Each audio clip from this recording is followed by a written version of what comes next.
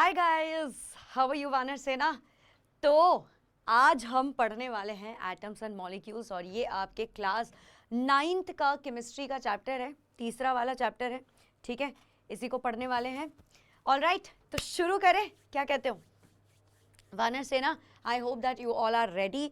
और please please please एक copy या किताब लेके बैठ जाना। वैसे ज़रूरत नहीं है, मैं कोशिश करूंगी कि इतने अच्छे से पढ़ाऊं, इतना धमाकेदार हो सेशन कि आपको सारी चीज़ें समझ आ जाए, लेकिन फिर भी ज़रा सा अटेंशन पे करने के लिए जो है ना, आपको ऐसा करना पड़ेगा कि थोड़ा सा आप कॉपी किताब में लिख भी लो, बढ़िया तरीके से समझ आ जाएगा। फिर से दोबारा पढ़ना ही नहीं पड़ेगा एग्जाम से पहले, एक छोटा सा रिवीजन काफ़ी हो जाएगा। ठीक है, तो चलो शुरू करते हैं। लेकिन शुरू करने से पहले मैं अपने आप को इंट्रोड्यूस करवा देती हूँ बच्चे। मेरा नाम है नवोमिता भट्टाचार्य, लेकिन बच्चे मेरे को नोबिता मैम बुलाते हैं। आप लोगों ने मेरे को इससे पहले भी देखा होगा, इससे पहले पे मैं पढ़ा चुकी हूँ एक दूसरे ऑर्गेनाइजेशन में, और मैं 6 to 8 भी पढ़ा चुकी हूँ। अब मैं JEE yes IIT JEE chemistry पढ़ाती हूँ 11th-12th के लिए, और साथ ही साथ अभी मैं 9th-10th भी आपके अभिषेक सर के साथ मैं पढ़ाने वाली हूँ। तो आज के सेशन में बहुत मज़ा आने वाला है। बस आपको जो है यहाँ पे रुकना है और आप सारी चीज़ें समझ जाएंगे। तो चलो शुरू करते हैं इतिहास से। यार ये हिस्ट्री जो है ना, ये कभी छोड़ती ही नहीं साथ, क्या करें, हिस्ट्री कभी भी साथ ही नहीं छोड़ती। तो चलो शुरू करते हैं। सबसे पहले क्या हुआ था, एटम्स एंड मॉलिक्यूल्स। यार ये नाम कहाँ से आया, किसने बात की, ये किसे जाके हम डांटे, किसे जाके हम जरा सा मन ही मन जरा सा गालियां लगाएं कि यार इनके वजह से हमें एक और चैप्टर पढ़ना पड़ रहा है। आओ चलो जानते हैं।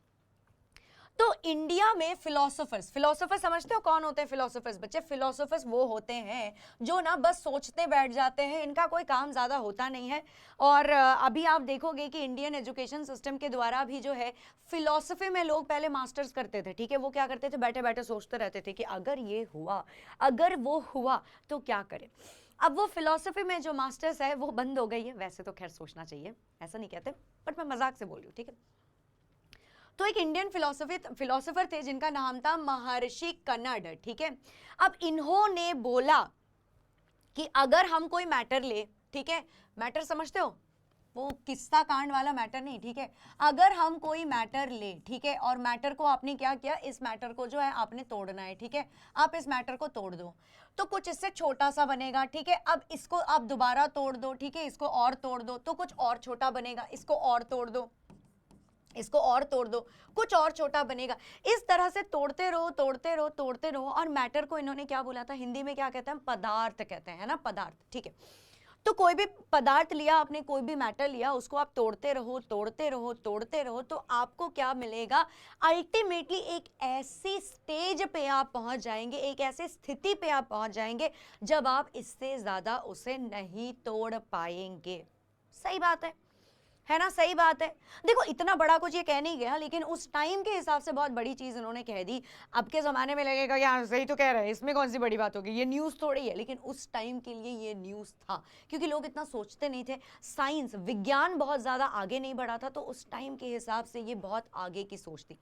हालांकि आज के दिन में किसी ने बोला कि हाँ मैटर को तोड़ देगा तो हाँ छोटा बन जाएगा, तो बिग डील यार, ऑब्वियसली यही होना है। समझ आ रहे हैं ना आप लोगों को? आपको तो ऐसा नहीं लग रहा है कि नहीं मैम वाओ क्या कह दिया, ये मत कहना बच्चे। मैं आप लोगों से थोड़ा सा ज़्यादा एक्सपेक्ट करती हूँ, हालांकि रोस्ट होते हो आप लोग, बहुत ज़्यादा रोस्ट होते हो आजकल, कोई बात नहीं यार, मैं आपसे थोड़ा ज़्यादा एक्सपेक्ट करती हूँ। ठीक है, चलो जी आगे आओ। तो इन्होंने कहा कि आपको smaller and smaller and smaller particle मिलेगी, और अल्टीमेटली एक ऐसा स्थिति पे आप पहुंच जाएंगे, एक ऐसे सिचुएशन पे पहुंच जाएंगे जब आप इससे ज्यादा उसे नहीं टुकड़ा कर सकते, नहीं तोड़ सकते हैं। ठीक है, ओके, बहुत बढ़िया चीज है ये तो। ठीक है, अब उन्होंने क्या किया, उन्होंने कहा इनको हम क्या बुलाएंगे पता है, इनको हम बुलाएंगे परमाणु। ठीक है, बढ़िया नाम है, प्यारा सा नाम है। एटम्स, एटम्स भी सही नाम है, परमाणु अच्छा लग रहा है, बोलने में अच्छा लग रहा है ना, परमाणु। ठीक है, अब उन्होंने तो इतना कह दिया। इसके बाद वो लोग नहीं होते, चार लोग जो देख के आपको कुछ और बोल देंगे, जो इसके ऊपर और भी चीजें बोलेंगे। जैसे कि आप कभी ट्यूशन से घर थोड़ा लेट आ गए हैं ना, वो चार लोग बोलेंगे कि हम लेट आए, क्यों आई लेट, किसके साथ आई लेट, गाड़ी से आई, गाड़ी कौन चला रहा है, होते हैं ना लोग। तो उन चार में से एक और फिलोसोफर थे इंडियन ही, उनका नाम था पाकुड़ा कात्यायमा। नाम थोड़ा सा फनी लग रहा होगा आप लोगों को। पाखुड़ा, पाखुड़ा किसका नाम होता है भाई? इनका नाम इनके मम्मी पापा ने ज्यादा सोचा नहीं है, है ना, मम्मी पापा को इनका सोचना चाहिए था, बट एनीवे। तो कात्यायमा पाकोडा जो है, इन्होंने बोला कि इन्होंने थोड़ा सा इसको और विस्तार में बोला, वो थोड़ा मसाला डाल के, जो 4 लोग नहीं बोलते, हाँ जी, तो इन्होंने थोड़ा इसमें थोड़ा और मसाला लगाया। ये देखो यहाँ पे लिखा भी हुआ है, ये आपकी एनसीईआरटी की लाइन है बच्चे, इलेबोरेटेड दिस डॉक्ट्राइन, यानी कि इन्होंने इस पे थोड़ा और मसाला डाला, उस चीज को थोड़ा सा और बड़ा बनाया, और फिर जाके इन्होंने कहा कि that these particles normally exist in A combined form which gives us various forms of matter। तो पाखुड़ा जी ने कहा है कि ये जो चीजें हैं, ये जो छोटी छोटी चीजें हैं जिसके बारे में हमें महर्षि कन्नड़ ने बोला था, उस चीज को थोड़ा और विस्तार बनाते हुए, उसमें थोड़ा और मसाला डालते हुए इन्होंने कहा कि ये जो पार्टिकल्स हैं, हालांकि ये छोटे होते हैं, नो डाउट अबाउट इट, ये बहुत छोटे होते हैं, लेकिन ये अकेले जी नहीं सकते, इनको किसी और के साथ मिलना जुलना थोड़ा सा पसंद है, और जब ये मिलते जुलते हैं, जब ये किसी और के साथ थोड़ा सा जुड़ जाते हैं, फिर जाके हमें ये नॉर्मल सी हमारी जो वेरियस फॉर्म्स ऑफ मैटर है, जैसे कि सॉलिड, लिक्विड और गैस, वो हमें मिलती है। आई होप इतना आप लोगों को समझ आ गया होगा, इतने में तो कोई डाउट नहीं आ रहा है। इतने में अगर डाउट है तो बच्चा ऐसा करो, आप लोग सच्ची में भ्रष्ट बुद्धि हो, और आप लोगों को 6ठी से 8वीं कक्षा दोबारा से पढ़ लेनी चाहिए, मेरे को ऐसा लगता है, क्योंकि अगले साल तो 10th देना है बच्चा। इतना अगर नहीं समझ आ रहा है तो जाओ, ठीक है। और सुनो, एक और बात सुनो, भ्रष्ट बुद्धि तो है ही, हो ही खैर, ठीक है। चमका कि नहीं चमका, ये जरूर चैट बॉक्स में लिख देना, कमेंट सेक्शन में लिख देना। अगर चमक जाता है तो लिखना मैडम EPBT, मतलब इजी पीजी बिरयानी टेस्टी, लिख देना, ठीक है। अच्छा, अब इसी देखो, ये जो अंग्रेज थे, इन्होंने हमेशा हमारा शोषण ही किया है, ठीक है। क्या कह रही हूं मैं कह रही हूं कि ये जो अंग्रेज थे, इन्होंने हमेशा से हमारा शोषण ही किया है। इसको देखो आप यहाँ पे क्या कह रहे, उसी वक्त, उसी दौरान कुछ ग्रीक फिलोसोफर्स थे। अब तो ग्रीस में भी सोचने वाले होंगे ना, अगर इंडिया में सोचने वाले थे तो ग्रीस में भी सोचने वाले होंगे। तो ये ग्रीस के जो सोचने वाले थे, इनका 2 का नाम था, डेमोक्रिटस और ल्यूसिपस। इनका भी नाम थोड़ा सा तरंगी है ना। इनके भी मम्मी पापा ने बहुत ज्यादा सोचा नहीं है, मुझे ऐसा लग रहा है, बट खैर ठीक है। डेमोक्रिटस और ल्यूसिपस ने क्या किया, उन्होंने सोचा और उन्होंने सजेस्ट भी किया। ये सजेस्ट भी करने वाले थे बाय द वे। इन्होंने मसाला तो डाला, और ये कह भी रही होंगी कि रसोड़े में यही थी, आप देखना जाके रसोड़े में यही थी, ये कह भी रहे, खैर कोई बात नहीं, ठीक है। तो इन्होंने सजेस्ट किया कि अगर इस तरह से हम मैटर को तोड़ते रहे, डिवाइड करते गए, पदार्थ को अगर हम तोड़ते गए, छोटा छोटा बनाते रहे, तो एक ऐसा स्टेज आएगा जिसके बाद आप डिवाइड नहीं कर पाएंगे। तो बात तो सेम ही कर दी इन्होंने, लेकिन कहा ना मैंने, अंग्रेजों की आदत है शोषण करने की हमारी। तो इन्होंने अपने को ही ज्यादा बड़ा माना, हालांकि किया हमने ही था, कि हमने नहीं, मतलब महर्षि कन्नड़ जी ने किया था, लेकिन इन्होंने फिर से बोल दिया। अब इन्होंने क्या किया, उसको नाम दे दिया एटम, और तब से हम एटम बुलाते आए हैं, तब से हम उसे एटम बुलाते रहे। मेरे हिसाब से एनसीईआरटी में इसका नाम होना चाहिए परमाणु मॉलिक्यूल्स। क्या होना चाहिए, परमाणु और मॉलिक्यूल्स होना चाहिए, एटम्स को तो हटा देना चाहिए, है ना, क्योंकि हिंदी में बात कर रहे भाई, हिंदी में आना चाहिए, एटम्स एंड मॉलिक्यूल्स नहीं, उसकी जगह पे क्या हो जाना चाहिए, परमाणु और मॉलिक्यूल्स हो जाना चाहिए। खैर कोई बात नहीं, आगे बढ़ते हैं, चलो। अच्छा, अब 18th सेंचुरी के दौरान, ठीक है, अब 18th सेंचुरी कौन सा साल होगा, आपको क्या पता है, क्या लगता है बच्चा? चलो एक और चीज, एक ये बताती हूँ, ठीक है, एक छोटा सा फैक्ट बताती हूँ, वैसे आप लोगों को पता होगा। अभी क्या चल रहा है, अभी 21वीं सदी चल रही है, क्या चल रहा है, 21st सेंचुरी चल रहा है। तो 21st सेंचुरी में जरा डेट देखो, एक बार कैलेंडर घुमा के देखो, क्या चल रहा है अभी, 2024, 2025, 2023, 2022। कोविड कब आया था, 2021 में आया था, 2021। तो मतलब 2000 के दौरान अगर 21वीं सदी चल रही है, तो यानी कि 18वीं सेंचुरी में, 18वीं सदी में कौन सी डेट चल रही होगी, तब क्या चल रही होगी, बताओ, सोचो, जरा सा सोचो बच्चा, क्या बोला मैंने, 2020s में 21वीं सदी चल रही है, यानी कि ये देखो, अगर 2020 से लेके अभी क्या है 2024, इसमें क्या है, ये है 21st सेंचुरी, ये है 21st सेंचुरी। तो 18th सेंचुरी के लिए आपको कहां जाना पड़ेगा बच्चे, 18 सेंचुरी के लिए आपका हो रहा होगा तब कुछ 1700 से लेके 1790s और समथिंग लाइक दैट, है ना, 1790s और समथिंग लाइक दैट, उस टाइम पे ये 18वीं सदी चल रही होगी। तो 18वीं सदी में लोगों को पता चल गया था कि एलिमेंट्स में और कंपाउंड्स में क्या फर्क पड़ता है, की फर्क पैदा है। आप बताओ, आपको पता है? देखो बच्चा, ये तो थोड़ी आपको रोस्ट करने वाली बात वैसे आ गई है यहाँ पे। अगर 18वीं सदी में लोगों को पता चल गया था एलिमेंट्स और कंपाउंड्स में क्या डिफरेंस है, आपको आज तक क्यों नहीं पता?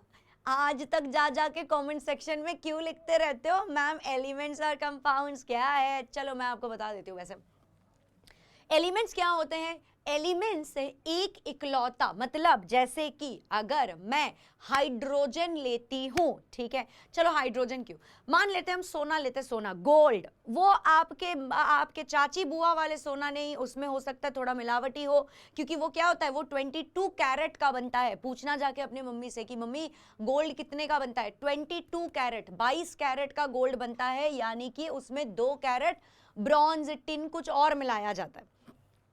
तो अगर आप 24 कैरेट जो कि एकदम प्योर फॉर्म ऑफ गोल्ड है उसको लोगे और उसको तोड़ते रहोगे, तोड़ते रहोगे, तोड़ते रहोगे, तोड़ते रहोगे, क्या मिलेगा?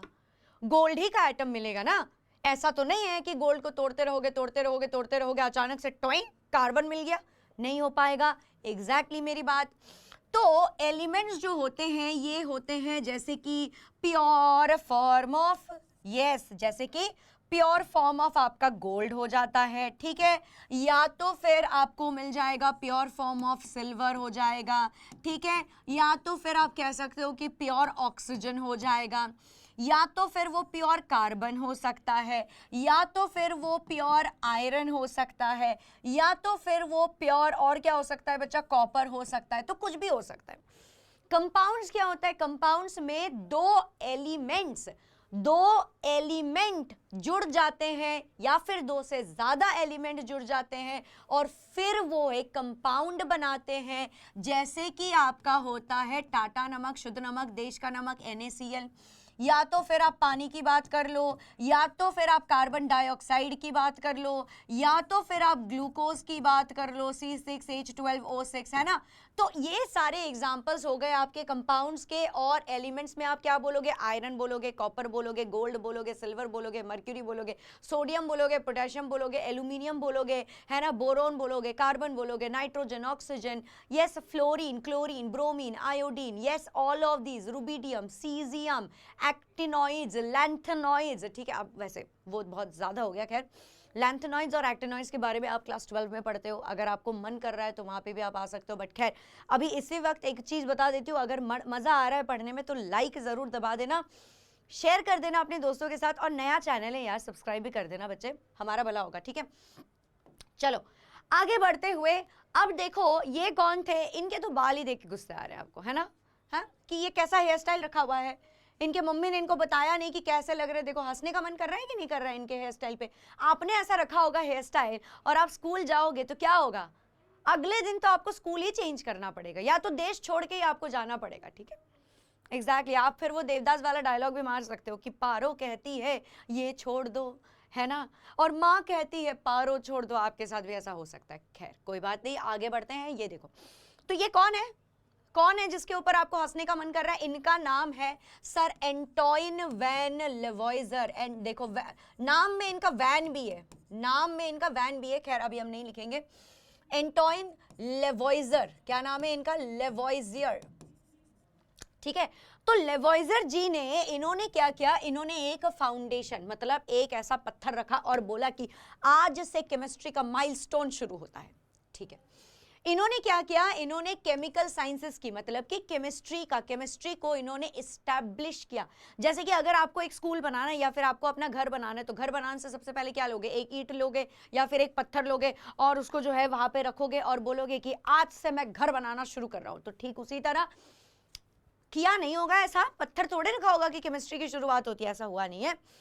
पर ऐसा सोचो, मतलब कि इन्होंने एक चीज बोली है और वो ऐसी चीज बोली कि उस दिन से ऐसा लोगों को लगा कि हाँ भाई अब तो केमिस्ट्री बढ़िया होने वाली है, बढ़िया चलने वाली, केमिस्ट्री में बहुत कुछ हो जाएगा। ठीक है, तो इन्होंने ऐसा क्या किया, लेकिन इन्होंने ऐसे 2 लॉज बताए। लॉज क्या होते हैं, कुछ रूल बता दिए, छोटा सा कुछ एक बता दिया जो कि आज के जमाने में कॉमन सेंस है, लेकिन उस टाइम पे लोगों को नहीं पता था। ऐसा क्या बताया उन्होंने, 2 महत्वपूर्ण, बहुत ही इंपॉर्टेंट 2 केमिकल कॉम्बिनेशन का, कॉम्बिनेशन मतलब समझते हो, जोड़ना, एडिशन होना, एक दूसरे के साथ कंबाइन होना, है ना, इसको कहते हैं कॉम्बिनेशन। तो बेसिकली उन्होंने उस जमाने में कि यार ये एलिमेंट्स या ये कंपाउंड्स या फिर ये केमिस्ट्री में जो ये मिस्ट्री जो लगाने वाले जो इतने केमिकल्स है, ये कैसे कंबाइन करते होंगे, उसके बारे में इन्होंने 2 लॉज बताए। अब आप एंटोइन लेवॉइजर का एक कभी भी ना देखा हुआ कोई पिक्चर देखना चाहते हैं, आप बताइए मुझे।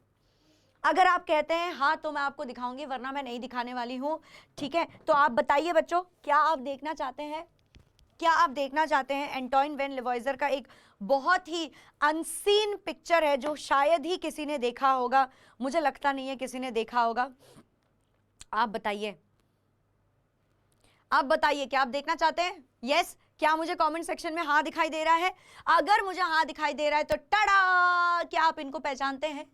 आपको लग रहा है कि आप इनको पहचानते हैं? ये कौन है आपके? ये हैं आपके, ये कौन है आपके? ये है जानू लेवॉइजर। कौन है ये है जानू लेवॉइजर। तो जानू लेवॉइजर ने मैंने ऐसे लगाया, वैसे ये इनका पिक्चर जो है, वैसे आपको पता है कि इन्होंने क्या कर रखा था इस टाइम पे? लिप बाम लगा रहे थे भाई साहब। ये जानू सर जो है ना आपके, ये यहाँ पे लिप बाम लगा रहे थे, तो तभी मैंने इनकी फोटो खींच ली और मुझे लगा कि ये पिक्चर जो है जच रहा है एंटोइन लेवॉइजर के वो हंसने वाले हेयर स्टाइल के साथ, बहुत ही बढ़िया लग रहा है, तो मैंने यहाँ लगा दिए। तो एंटोइन लेवॉइजर ने, या फिर आप कह सकते हैं कि जानू लेवॉइजर जी ने आपको 2 केमिकल कॉम्बिनेशन दिए हैं, 2 लॉज बताए हैं केमिकल कॉम्बिनेशन के, जिसमें से पहला होता है लॉ ऑफ कंजर्वेशन ऑफ मास, जिसको हम अभी पढ़ने वाले हैं, और दूसरा होता है लॉ ऑफ कांस्टेंट प्रोपोर्शंस। तो आओ चलो इसको समझ लेते हैं। लॉ ऑफ कंजर्वेशन ऑफ मास क्या बताती है बच्चे? ये जो लॉ ऑफ कंजर्वेशन ऑफ मास है, देखो एक बात बताओ मेरे को, आज आप क्लास 9th में हो, ठीक है, आपको पढ़ना पड़ रहा है, आपको कितनी किताबें पढ़ने पड़े? आपको साइंस में फिजिक्स, केमिस्ट्री, बायोलॉजी पढ़नी पड़ी है, मैथ्स तो मैथ्स है ही, है ना, अजीब सा सब्जेक्ट। और फिर आप सोशल साइंस को देखो, सोशल साइंस में तो किताबें ही किताबें देख रहे होंगे, एक पॉलिटिकल साइंस का, एक इकोनॉमिक्स का, एक इतिहास का, एक ज्योग्राफी का, है ना, इतनी सारी कहानियां आपको हर जगह से मिल रही है। तो आप मेरे को बताओ, क्या इतनी किताबें 9th का एग्जाम पास हो जाने के बाद गायब हो जाएंगी कल को? नहीं, एग्जाम का स्ट्रेस तो फिर भी अगले साल 10th बताएगा आपको। तो एग्जाम का स्ट्रेस कांस्टेंट है ना आपके लाइफ में, चाहे वो एग्जाम के बाद हो, एग्जाम के बाद आपको याद आता है कि अरे अगले साल 10th देना है, और एग्जाम से पहले 9th की एग्जाम की स्ट्रेस आपको सता रही है, तो स्ट्रेस तो कांस्टेंट है। कुछ ठीक इसी तरह जब एक रिएक्शन होती है, ये देखो इस बच्चे को देखो, इतने किताब है इस बच्चे के पास, ठीक है, अब इस बच्चे ने अगर इसे ऑर्गेनाइज भी कर दिया, इस बच्चे ने कहा कि अरे मैं तो आज ना टेबल साफ कर लूंगा, अरे तो टेबल साफ करके वो किताबों को फेंक थोड़ी देगा, या क्या वो किताबों को ये क्या कहते हैं उनके पास, जो ये लेके जाते हैं आपके पुराने किताब, और पुराने ये जो क्या कहते हैं इनको, यार मेरे को नाम ही नहीं याद आ रहा है इनको, खैर रद्दी वाले के पास बेच थोड़ी आएगा कि पैसे मिलेंगे उसका मैकडॉनल्ड्स खाऊंगा, कोई नहीं करता ऐसे, रखने तो पड़ेंगे ना आपको, क्योंकि अगले साल वो फिर से काम आने वाले। एग्जैक्टली माय पॉइंट बच्चे। तो जैसे स्ट्रेस समान रहता है, जैसे आपने पढ़ाई की नहीं की, वो किताब आपके वहीं उसी टेबल में रहने हैं, चाहे वो घर के किसी कोने में हो, चाहे उसमें धूल लग रहा हो, लेकिन वो किताब तो किताब रहेगी, है कि नहीं? कुछ ठीक इसी तरह एक केमिकल रिएक्शन जब हो जाए, होने से पहले जितने चीजों को आपने मिलाए उनका वजन, और होने के बाद जो निकला उसका वजन, वो सेम टू सेम रहेगा।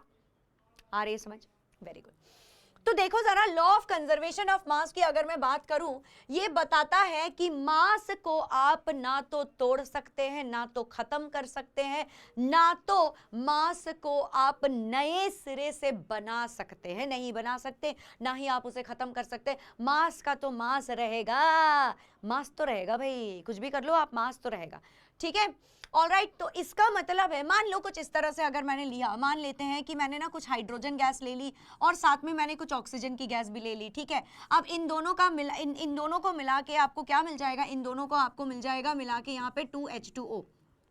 अच्छा, अब कोई मुझे बता सकता है कि हाइड्रोजन की मास कितनी होती होगी? हाइड्रोजन की मास ना 1 होती है, तो यहाँ पे 2 आपको दिख रहा है, यानी कि 2 मास, 2 वजन का हाइड्रोजन है यहाँ पे, ठीक है। ऑक्सीजन की मास कितनी होती होगी? वैसे आगे आगे पढ़ते जाओगे तो पता चल जाएगा कि ऑक्सीजन की मास कितनी होती है, लेकिन अभी के लिए मैं बता देती हूँ कि ऑक्सीजन की मास होती है 16। तो अगर यहाँ पे 16 है तो 16 + 16 चलो हम 32 मान लेते हैं, ठीक है। 16 + 16 चलो हम 32 मान लेते हैं। अब इसी चीज को अगर आप गिनोगे यहाँ पे, तो यहाँ पे कितना हो जाएगा, देखो 16 और +2, 16 + 2 कितना हुआ बच्चा? 18। 18 और 18 करके देखो आपको कितना मिल जाएगा, हाँ 18 × 2 करके देखो आपको कितना मिल जाएगा, 18 × 2 कितना होता है बच्चा? 18 × 2 कितना हो जाएगा, बताओ मेरे को, बताओ मेरे को, 18 × 2 कितना हो जाएगा? हाँ जी, कौन बताएगा मेरे को? 18 × 2 कितना होता है? 36 होता है, ठीक है। और यहाँ पे कितना हो गया? अरे ये तो 34 हो गया अरे ये तो 34 हो गया, है ना। तो मैं क्या कहना चाह रही हूँ, क्या मैं सच बता रही हूँ? नहीं बता रही हूँ, मैं बिल्कुल भी नहीं बता रही हूँ, बिल्कुल भी नहीं बता रही हूँ, बिल्कुल भी नहीं बता रही हूँ, ठीक है। तो ये इस तरह से नहीं होता है, लेकिन मैं अभी आपको समझाती हूँ, ये इस तरह से नहीं होता है, ठीक है। इस तरह से इसको आप नहीं प्रूव कर सकते। तो कैसे प्रूव कर सकते हैं, कैसे प्रूव कर सकते हैं? आपको मैं ये बताना चाह रही हूं कि अभी आप देखेंगे, अभी आप देखेंगे, देखिए यहां देखिए, इस तरह से नहीं होता है, ठीक है। ये देखिए, अगर मैंने ये मीथेन लिया, ये क्या है? ये है CH4। CH4 क्या होता है बच्चा? CH4 होता है आपका मीथेन, ठीक है। तो मीथेन में एक कार्बन की जो मास होती है वो होती है 12 यहाँ पे। तो 12 प्लस अगर हम यहाँ पे 4 हाइड्रोजन है आपके पास, तो ठीक है, तो कितना हो गया आपका? देखो 12 + 4 अगर करोगे तो कितना बन जाएगा? आप बताओ, अभी आप बताओ, अभी मैं सही से बता रही हूँ। देखो पहले वो मैंने एग्जांपल ही दिया ताकि आपको गलत समझ आ जाए। हाँ, तो 12 और 4 हाइड्रोजन है, एक हाइड्रोजन का एक मास होता है, ठीक है। एक हाइड्रोजन का मास एक ही होता है। तो अगर मैं 4 हाइड्रोजन ले लूं तो 4 हाइड्रोजन का मास कितना होगा? 4 होगा। तो 12 + 4 = कितना हो गया? 16 ग्राम हो गया है। इतना समझ आया? Very good. अब देखो क्या होता है यहाँ पे।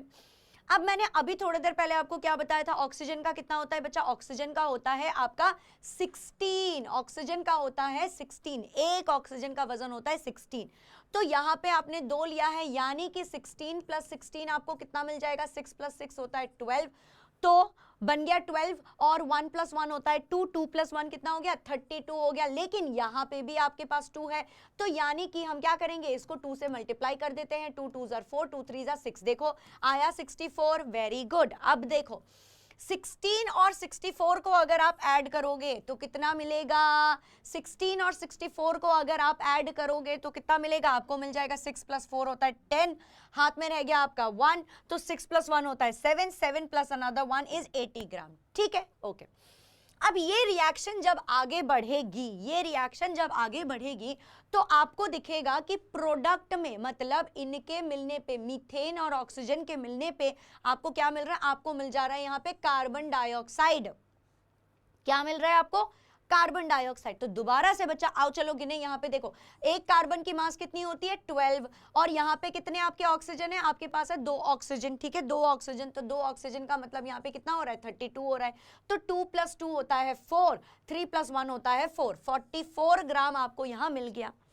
तो अभी लॉ ऑफ कंजर्वेशन के हिसाब से आपको जो है इधर भी 80 ग्राम मिलना चाहिए, इधर भी आपको 80 ग्राम मिलना चाहिए। तो हम क्या करेंगे? अगर हमसे पूछा जाए कि बताइए बेटा, बेटा सुनो सुनो सुनो, बताइए बेटा यहाँ जो वाटर मॉलिक्यूल बन रही है इसकी क्या वजन होगी? आप कैसे पता लगाएंगे? आपको सीधे सीधे क्या करना है? 80 लेना है 80, 80 माइनस अगर आप 44 कर देंगे तो आपको मिल जाएगा, यस बिल्कुल मिल जाएगा। 10 से अगर 4 गया तो यहाँ पे क्या मिलेगा? 6 मिलेगा। यहाँ पे आपके पास 7 है, 7 + 4, 7 से 4 अगर चला गया तो यहाँ 36 मिलेगा। यस और नो बच्चा, क्या आप बता सकते हैं कि यहाँ पे 36 ही मिल रहा है सब लोगों को? क्या यस और नो है ये? यस, तो यहाँ पे आपको मिल जाएगा 36 ग्राम। क्या मिल जाएगा यहाँ पे? 36 ग्राम आपको यहाँ पे मिल जाएगा। ये समझ आ रहा है सब लोगों को? वेरी गुड, ये समझ आया। अब मैं अगर आपसे पूछूं दोबारा, अब मैं अगर आपसे पूछूं कि बच्चे, मेरे बच्चे, जो मैंने पहला सवाल करवाया था, अब इसको दोबारा करके बताइए। H2 + O2 अगर मैंने लिया तो मुझे यहाँ पे मिलना चाहिए 2H2O, तो ये होता है 2 2s are 4। लेकिन यहाँ आप देख सकते हैं वो क्यों नहीं आया था आंसर, क्योंकि अब समझ आ रहा है आपको, यहाँ पे रिएक्शन बैलेंस्ड भी होना चाहिए, इसीलिए मैंने पहले गलत एग्जाम्पल दिया ताकि आप ये समझ पाए। देखो यहाँ पे क्या ये बैलेंस्ड है? नहीं बैलेंस्ड है। यहाँ पे आपके पास हाइड्रोजन 2 है, लेकिन यहाँ आपके पास हाइड्रोजन 4 है, यहाँ आपके पास ऑक्सीजन 2 है, ऑक्सीजन यहाँ पे भी 2 है। तो अगर हम यहाँ पे 2 लगा दे, अब आप बताइए मेरे को कि 2 हाइड्रोजन और यहाँ पे देखिए 2 आ गया, तो अब हाइड्रोजन मेरे पास कितने हैं? कितने हाइड्रोजन है? कितने हाइड्रोजन है बच्चा? यहाँ पे आपके पास है 4। हाइड्रोजन का वजन कितना है यहाँ पे? 4। और जैसा कि हमने अभी अभी पता लगाया, ऑक्सीजन की वजन कितनी होती है? 16, लेकिन यहाँ 2 ऑक्सीजन है, यानी कि 16 + 16 होता है आपका 32। तो जी हाँ, आप बताइए, अभी आप इसको जरा कैलकुलेट कीजिए और कैलकुलेट करने के बाद बताइए क्या मिल रहा है आपको। देखिए यहाँ पे 2 है, तो 2 + 16, 2 + 16 कितना होता है? 2 + 16 होता है 18, और 18 को अगर आप 2 से मल्टीप्लाई कर देंगे तो मेरे बच्चे प्लीज बताओ कि 18 को 2 से मल्टीप्लाई करने पे आपको क्या मिल रहा है? क्या आपको इधर 36 मिल रहा है? अभी मिल रहा है 36? जी हाँ। और क्या 32 + 4 करने पे इधर भी हमें 36 ग्राम मिल रहा है? जी हाँ। तो यानी कि लॉ ऑफ कंजर्वेशन ऑफ मास अभी अभी हमने प्रूफ कर दिया, लेकिन ध्यान रहे बच्चा, total mass of reactant, total mass of product के लिए रिएक्शन को बैलेंस करना पड़ता है। तो क्या अब आज आपको समझ आया है कि क्यों हम रिएक्शन को बैलेंस करते हैं? क्योंकि जब हम रिएक्शन को बैलेंस करते हैं तो वो reaction law of conservation of मास को फॉलो करता है, आपके तरह नहीं है। यस, आप तो स्टूडेंट हो, आप क्या करोगे? जैसे क्लास से टीचर बाहर जाए मछली का बाजार कर देते हो, टीचर आता है आप ऐसे हो जाते हो। लेकिन आपके स्कूल में रूल है कि नहीं है? आपके स्कूल में ये रूल होगी, आपके स्कूल में ये लॉ होगी कि सारे बच्चे अपना अपना रिस्पॉन्सिबिलिटी निभाए, सारे बच्चे स्कूल के सारे रूल्स फॉलो करे। करते हो आप? नहीं करते हो। साइंस है बच्चा, साइंस भी समझ जाता है। देखो ये तो नॉन लिविंग थिंग है, इसको भी समझाने की जरूरत नहीं पड़ती है, ये खुद ही समझ जाते हैं। लेकिन आपके लिए टीचर का रहना जरूरी है, नहीं तो सर फोड़ दोगे आप किसी का। तो यस, हाँ जी, ये बातें सब लोगों को क्लियर हो गई है? क्या सबको समझ आ गया है कि किस तरह से लॉ ऑफ कंजर्वेशन ऑफ मास कितनी जरूरत है, और इसी को फॉलो करने के चक्कर में हमें रिएक्शन बैलेंस करना पड़ता है। आओ चलो आगे बढ़ते हैं और समझते हैं कि what is the law of conservation of मास। अगर ये आपके सवाल में आ गया, ये आपके स्कूल के सवाल में आ गया, तो क्या लिखोगे? आपको लिखना पड़ेगा, आपको क्या लिखना पड़ेगा? आप लिखोगे कि the law of conservation of मास। लिख लो, चलो जल्दी से लिख लो। आप लिखोगे the law of conservation of mass. The law of conservation of mass ये क्या करता है? लॉ ऑफ कंजर्वेशन ऑफ मास बताता है हमें, क्या बताता है? स्टेट्स दैट, इस तरह से लिखो, ठीक है? States that the total mass, states that the total mass, देखो देखो देखो देखो, ध्यान से देखो, states that the total mass of the reactants, ठीक है? Total mass of the reactants, total mass of the reactants, ठीक है, is equal to, total mass of the reactants is equal to, या फिर लिखो यहाँ पे कि in a chemical reaction, in a chemical reaction, in a chemical reaction is equal to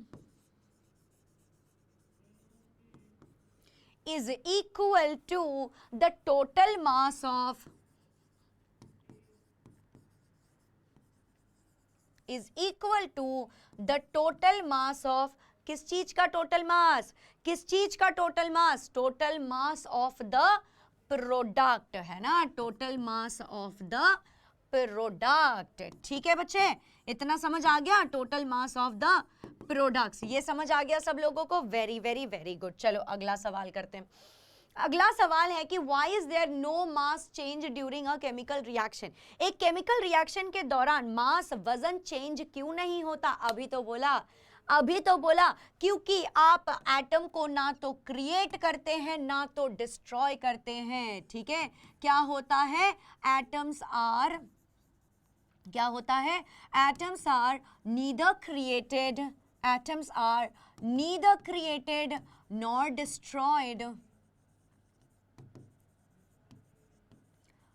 destroyed. कब, कहा? Not destroyed during a chemical reaction, not destroyed during a chemical reaction. ठीक है, एक केमिकल रिएक्शन के दौरान ना तो ये मरते हैं ना तो ये पैदा होते हैं, सिर्फ इनका रीअरेंजमेंट हो रहा होता है। ठीक है, क्या होता है इनका? दे आर ओनली रीअरेंज्ड, इनका सिर्फ और सिर्फ रीअरेंजमेंट हो रहा होता है, दे आर ओनली रीअरेंज्ड। ठीक है, ऑल राइट बच्चे, ये समझ आ गया है। चलो जी, अब आगे बढ़ते हैं, एक और सवाल करने की कोशिश करते हैं। सवाल आपका अभी है कि 200 ग्राम आपने क्या लिया है? कैल्शियम कार्बोनेट लिया है। बच्चे एक बार ध्यान रखना, ये जो है CaCO3, इसका मतलब क्या है? ये है calcium carbonate, calcium hydrogen carbonate नहीं बोल देना, कैल्शियम बाइकार्बोनेट भी नहीं बोलना है, वो किसी और का नाम होता है। अगर आपका नाम राहुल है और मैं आपको बुलाऊं प्रवीण प्रवीण, तो अच्छा लगेगा? नहीं लगेगा। आप मेरे को बार बार करेक्ट करवाओगे कि अरे मैम मेरा नाम राहुल है, मैम आप मेरा नाम सच्चे में क्यों नहीं लेती? एग्जैक्टली, तो ये कैल्शियम कार्बोनेट है, इसे कैल्शियम हाइड्रोजन कार्बोनेट बोलोगे तो एग्जाम में इसे बुरा लग जाएगा और ये आपके मार्क्स कटवा सकता है। बोलो चमका। ठीक है, तो 200 ग्राम कैल्शियम कार्बोनेट जब हम लेते हैं, ये डिकम्पोज करता है। डिकम्पोजिशन रिएक्शन में क्या होता है कि एक कंपाउंड टूटता है, छोटे छोटे टुकड़ों में ये टूट जाता है। ठीक है जी, ऑल राइट, यस, ओके। और ये क्या करता है? ये आपको 88 ग्राम कार्बन डाइऑक्साइड बना के देता है। ठीक है, अब आपको क्या करना है? आपको इसका कैल्शियम ऑक्साइड का जो है मास कैलकुलेट करना है, लेकिन आप लॉ ऑफ कंजर्वेशन का इस्तेमाल करके ये पता लगाएंगे। तो सबसे पहले हमें क्या करना पड़ेगा? सबसे पहले हमें जो है ये कैल्शियम कार्बोनेट की जो डिकम्पोजिशन हो रही है, इसकी रिएक्शन हमें लिखनी पड़ेगी। और हमें यहाँ से पता चला है कि कैल्शियम कार्बोनेट के डिकम्पोजिशन पे हमें मिल जाएगा कार्बन डाइऑक्साइड और साथ में हमें मिल जाएगा कैल्शियम ऑक्साइड। ओके, अब अकॉर्डिंग टू द क्वेश्चन हमें यह भी पता चल रहा है कि इसकी हमने 200 ग्राम ले ली है, क्योंकि क्वेश्चन बता रहा है, और इसकी हमें 88 ग्राम बन के मिल चुकी है। क्या ये सही है? Very good. तो इसका मतलब है कि इसे हम किस तरह से सॉल्व करें? इसे हम कुछ इस तरह से सॉल्व कर सकते हैं कि ये जो 200 ग्राम है ना, कि ये जो 200 ग्राम है बच्चा, ये 200 ग्राम किसके इक्वल होना चाहिए? ये 200 ग्राम होना चाहिए 88 प्लस, मान लो इसकी वेट है x ग्राम। ठीक है, मान लो इसका वेट है x ग्राम, तो 88 ग्राम प्लस x ग्राम जब करेंगे तो हमें 200 ग्राम मिलना चाहिए। तो आओ चलो करके देखते हैं, x हम कैसे निकालेंगे? x का मतलब हो जाएगा यहाँ पे कौन सी वाली x? आपकी वाली x नहीं, आपका तो खैर प्रेजेंट भी नहीं होना चाहिए। अभी पढ़ लो बच्चा, अभी नहीं पढ़ोगे ना तो बाद में सिर्फ x ही रह जाएंगे, प्रेजेंट बनेगा ही नहीं। खाली पेट प्यार नहीं हो सकता, तो अभी पढ़ो। चलो, तो ये देखो x आप जब ले लोगे तो आपको क्या करना है? ये 88 जो है ये कहाँ चला जाएगा? यहाँ चला जाएगा। बेसिक मैथ्स तो पढ़ी होगी। 88 यहाँ पे प्लस है, जब ये इधर को आएगा तो यहाँ माइनस लग जाएगा, यानी कि हम इसे कुछ इस तरह से लिख सकते हैं 200 माइनस 88 करेंगे तो क्या मिलेगा? 10 से 8 अगर माइनस हुआ तो यहाँ पे मिल जाएगा 2, और यहाँ पे अगर 9 8 है तो 9 से 8 माइनस जाएगा तो 1, और यहाँ पे जो 2 है ये भी हो जाएगा 112 ग्राम आपको मिल जाएगा। ये तो बड़ा आसान था। बताओ किस किस को ये नहीं चमका और किस किस को लग रहा है कि ओ माय गॉड मैम ये तो इतना टफ है कि हम तो फेल ही करेंगे। हाँ, फेल करने के तरीके भी मैंने बता दिए हैं, अगर करना है तो वो शॉर्ट जरूर देख लेना और चैनल को सब्सक्राइब कर देना मेरे बच्चे। हाँ, वानर सेना ही रहोगे।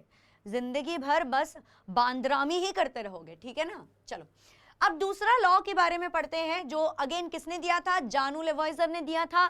जानू लेवॉइजर का फोटो आपको याद है, आओ चलो मैं दोबारा दिखा देती हूँ जानू लेवॉइजर का फोटो।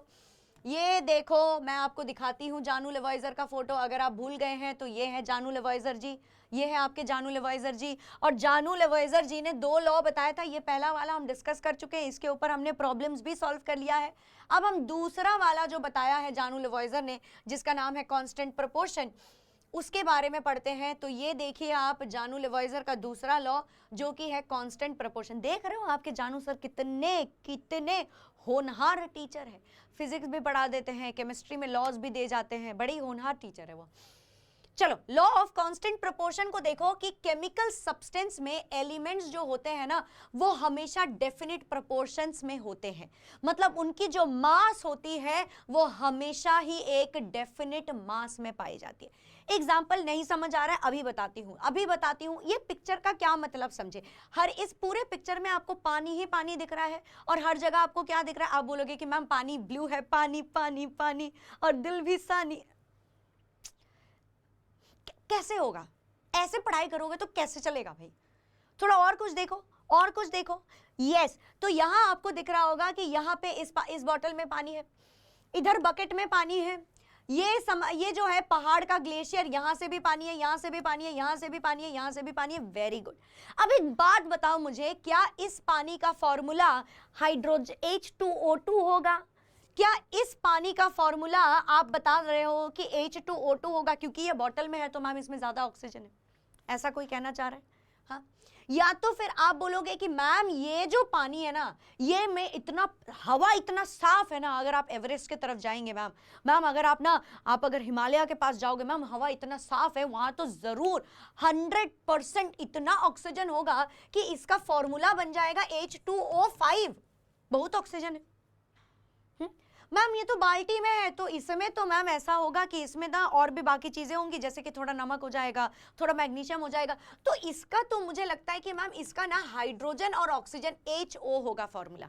कोई है जो ऐसा कहना चाहता है मेरे वानर सेना में से? कोई है जो जिसकी बुद्धि इतनी भ्रष्ट है कि वो कुछ मेरे को इस तरह से कह जाएगा कि मैम पानी का फॉर्मूला हर जगह अलग अलग है? कोई है जो ये कहना चाहता है?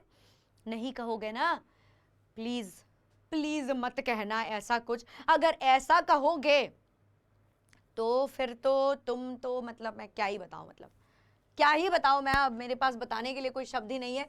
लेकिन आपको अभी समझ आया होगा कि पानी चाहे कहीं का हो फॉर्मूला क्या रहेगी? 2 हाइड्रोजन 1 ऑक्सीजन ही। क्या रहेगी?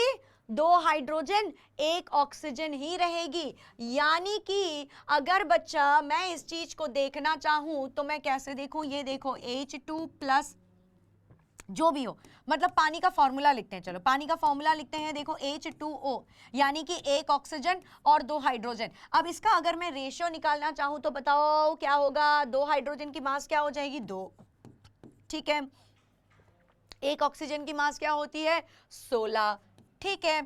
अब इसको बेसिक मैथ्स करते, देखो 2 और 2 इंटू 8 क्या होता है? 16। तो क्या मैं इसको लिख सकती हूँ 1:8?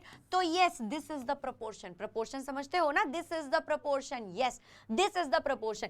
तो चाहे पानी कहीं का हो, ऑस्ट्रेलिया का हो, माउंट एवरेस्ट का हो, आपके घर के बाल्टी का हो, घर के साइड में जो नाली है उसकी पानी हो, या तो फिर गंगा या यमुना की वो सड़ी हुई जिसमें से स्मेल आती है, जिसमें से झाग निकल रही है, वो पानी हो, अगर पानी है तो उसका फॉर्मूला H2O ही होगा, चाहे वो कहीं से भी हो। और यही कह रहे थे लेवॉइजर जी कि ये लॉ हमें ये बता के देता है कि कंपाउंड्स जो होते हैं वो 2 या 2 से अधिकतर एलिमेंट्स के बनते हैं, और हर एक कंपाउंड का क्या होता है कि उसमें जो एलिमेंट्स होते हैं वो हमेशा सेम प्रोपोर्शंस में होते हैं, चाहे उनकी सोर्स कोई भी हो।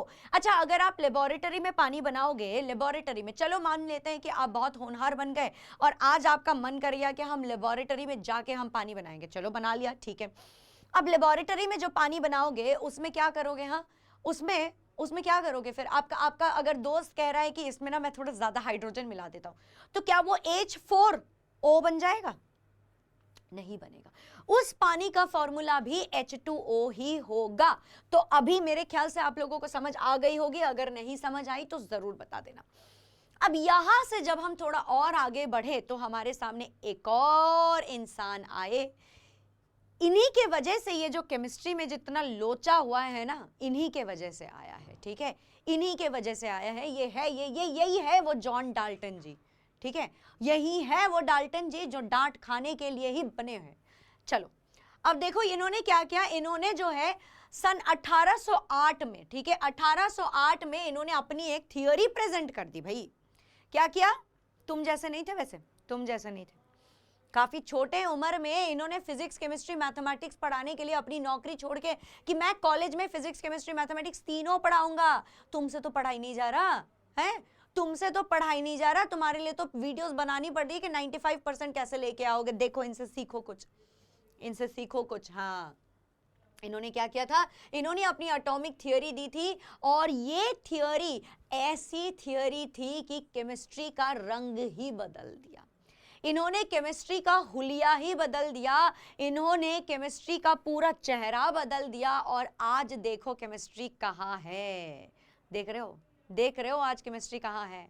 हाँ, आज केमिस्ट्री कहाँ है। आज के दिन में कोई केमिस्ट्री कहता है तो वो कहता है कि ओ रोमांस, नहीं, इन्होंने तो केमिस्ट्री बताया था परमाणु और मॉलिक्यूल्स का, और हमने कहाँ केमिस्ट्री को लाया, ओ रोमांस, नहीं।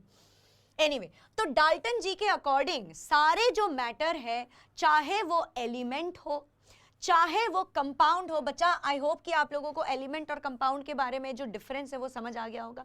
और मिक्सचर मतलब भुजिया गाठिया वाला मिक्सचर नहीं, ये तो वो मिक्सचर है जिसमें कि आपने शरबत बनाया हो, रूह अफ़ज़ा जैसा जो मिक्सचर है, मैं उसकी बात कर रही हूँ, मैं भुजिया गाठिया वाला मिक्सचर नहीं, खैर वो भी मिक्सचर ही है, ठीक है। तो वो मिक्सचर जो भी हो, हर एक चीज पूरे केमिस्ट्री में, चाहे कोई एलिमेंट हो, कंपाउंड हो, मिक्सचर हो, ये क्या होते हैं, ये छोटे छोटे पार्टिकल्स के बने होते हैं जिन्हें हम कहते हैं एटम्स। फिर वही एटम वाली बात, ठीक है। तो ये आशा करती हूं कि समझ आ गया होगा। अब इन्होंने हमें 6 चीजें बताई थी। इन्होंने क्या किया था, इन्होंने हमें 6 चीजें बताई।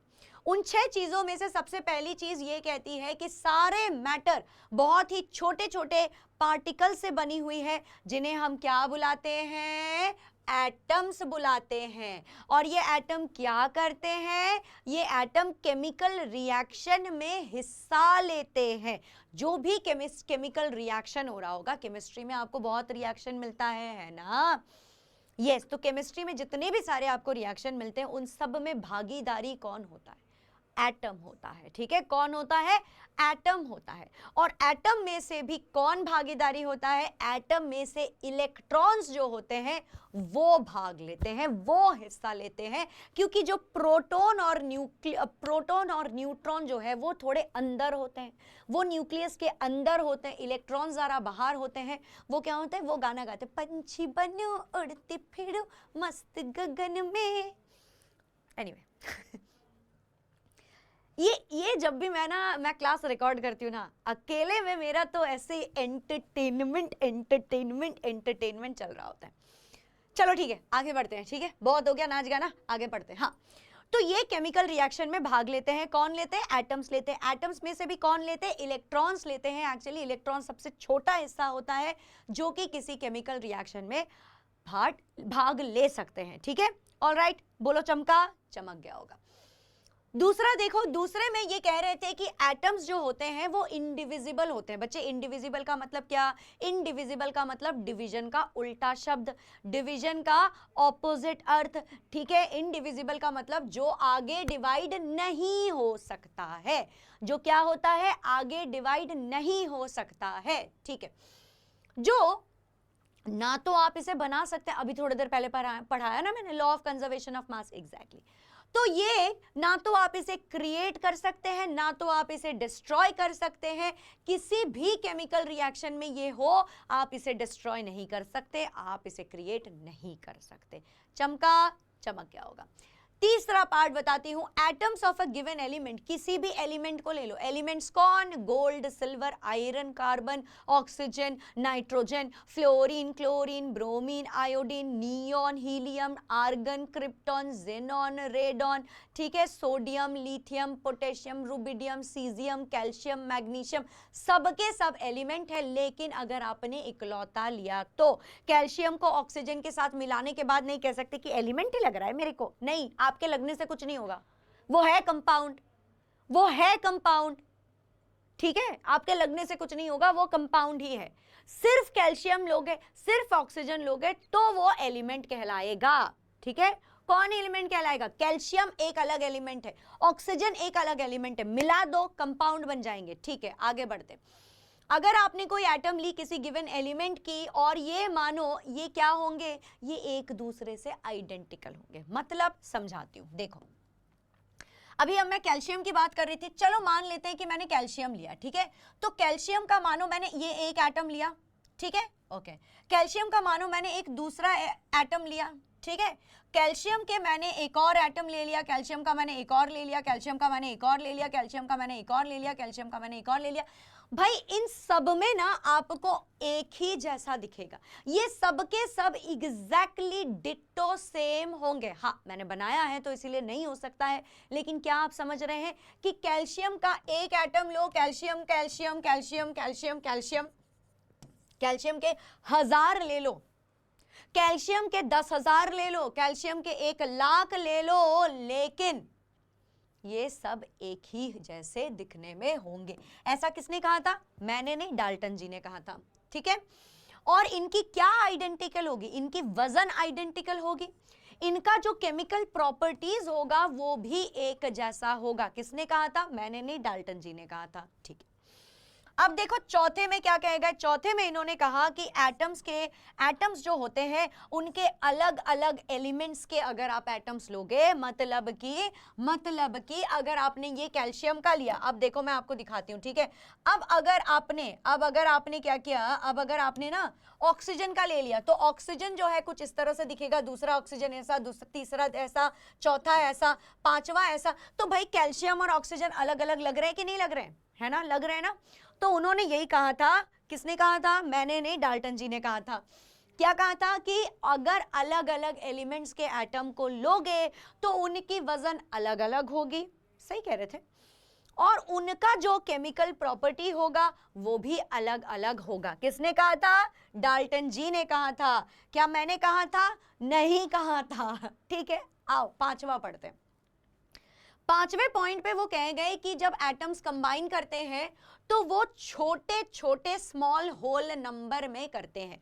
होल नंबर मतलब क्या, होल नंबर का मतलब ये होता है, आप बताइए, छोटा होल नंबर। छोटा होल नंबर क्या, इसका मतलब ये है कि 99:1000099। क्या ये छोटा होल नंबर लग रहा है आपको, क्या ये छोटा होल नंबर लग रहा है आपको, मुझे तो नहीं लग रहा। अगर आपको लग रहा है तो आप गलत हैं, तो आप गलत हैं, आपके लगने से कुछ नहीं होता।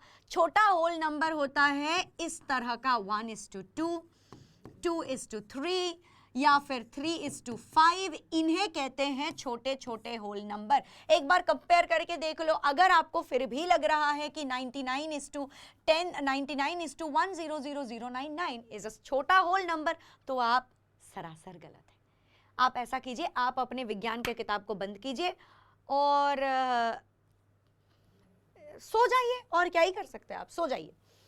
तो उन्होंने कहा था कि एटम्स जब भी कंबाइन करते हैं वो कैसे कंबाइन करते हैं, स्मॉल होल नंबर्स में कंबाइन करते हैं, और क्या बनते हैं, वो कंपाउंड्स बनते हैं। क्या बनते हैं, वो कंपाउंड बनते हैं, ठीक है। चलो उस समय के हिसाब से कह गए होंगे कुछ बातें, भावनाओं में बहते बहते बहुत लोग बहुत कुछ कह जाते हैं, है ना, समझ नहीं आता कि रुकना कब चाहिए, नहीं रुक पाए। छठे पॉइंट पे वो कहे गए कि रिलेटिव नंबर और kinds of atoms are constant in a given compound. मतलब अब ये क्या कहने वाले थे, ये कह रहे थे कि रिलेटिव नंबर, रिलेटिव समझते हो, आपके भी रिलेटिव ही तो होते हैं, बुआ मामा चाची, है ना, ये लोग रिलेटिव ही होते हैं। हाँ, तो जो नंबर इन रिलेशन जो है, नंबर इन रिलेशन जो है, kind of atoms are constant in a given compound. किसी भी कंपाउंड में जिस तरह के एटम्स है और जिस जिस नंबर से वो जुड़ रहे हैं वो हमेशा जो है वो कांस्टेंट रहते हैं। ठीक है, कह गए, ये भी बात मान लेते हैं। तो इन्होंने इतनी बातें कह दी। ठीक है, अब मेरा एक सवाल है, मेरा सवाल ये है कि which postulate of Dalton's atomic theory is the result of law of conservation of mass. ये आपके एग्जाम में आ सकता है। क्या लगता है आपको इसका आंसर होगा? मुझे लगता है कि इसका आंसर होगा जो छठी वाली बात उन्होंने कही है ना, छठी वाली जो बात कही है उन्होंने कि द रिलेटिव नंबर, ठीक है, हाँ, क्या कहा उन्होंने कि द रिलेटिव, अभी तो पढ़ा हमने, लिखो ना चैट बॉक्स में यार, लिखते नहीं हो तुम लोग। The relative number and types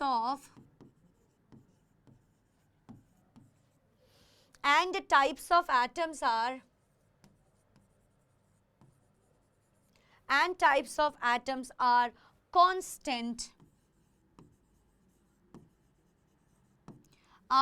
constant in a given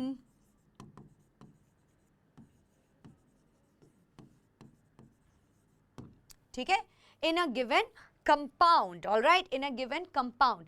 ये कहता है कि डाल्टन की, ये जो डाल्टन की एटॉमिक थ्योरी में पोस्टुलेट थी, ये लॉ ऑफ कंजर्वेशन को मानती है, ये लॉ ऑफ कंजर्वेशन को रिलेट करती है। ठीक है, अगर ये एग्जाम में आए तो लिख देना। दूसरा देखो क्वेश्चन क्या है कि hydrogen and oxygen combine in the ratio of 1:8 by mass to form water.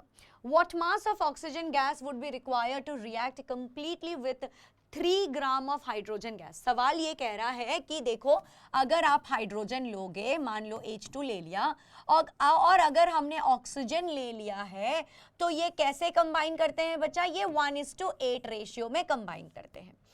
क्यों 1:8? क्योंकि इसका वजन होगा 2 और इसका क्या हो जाएगा O2, 16 + 16 हो जाएगा। यहाँ पे कितना?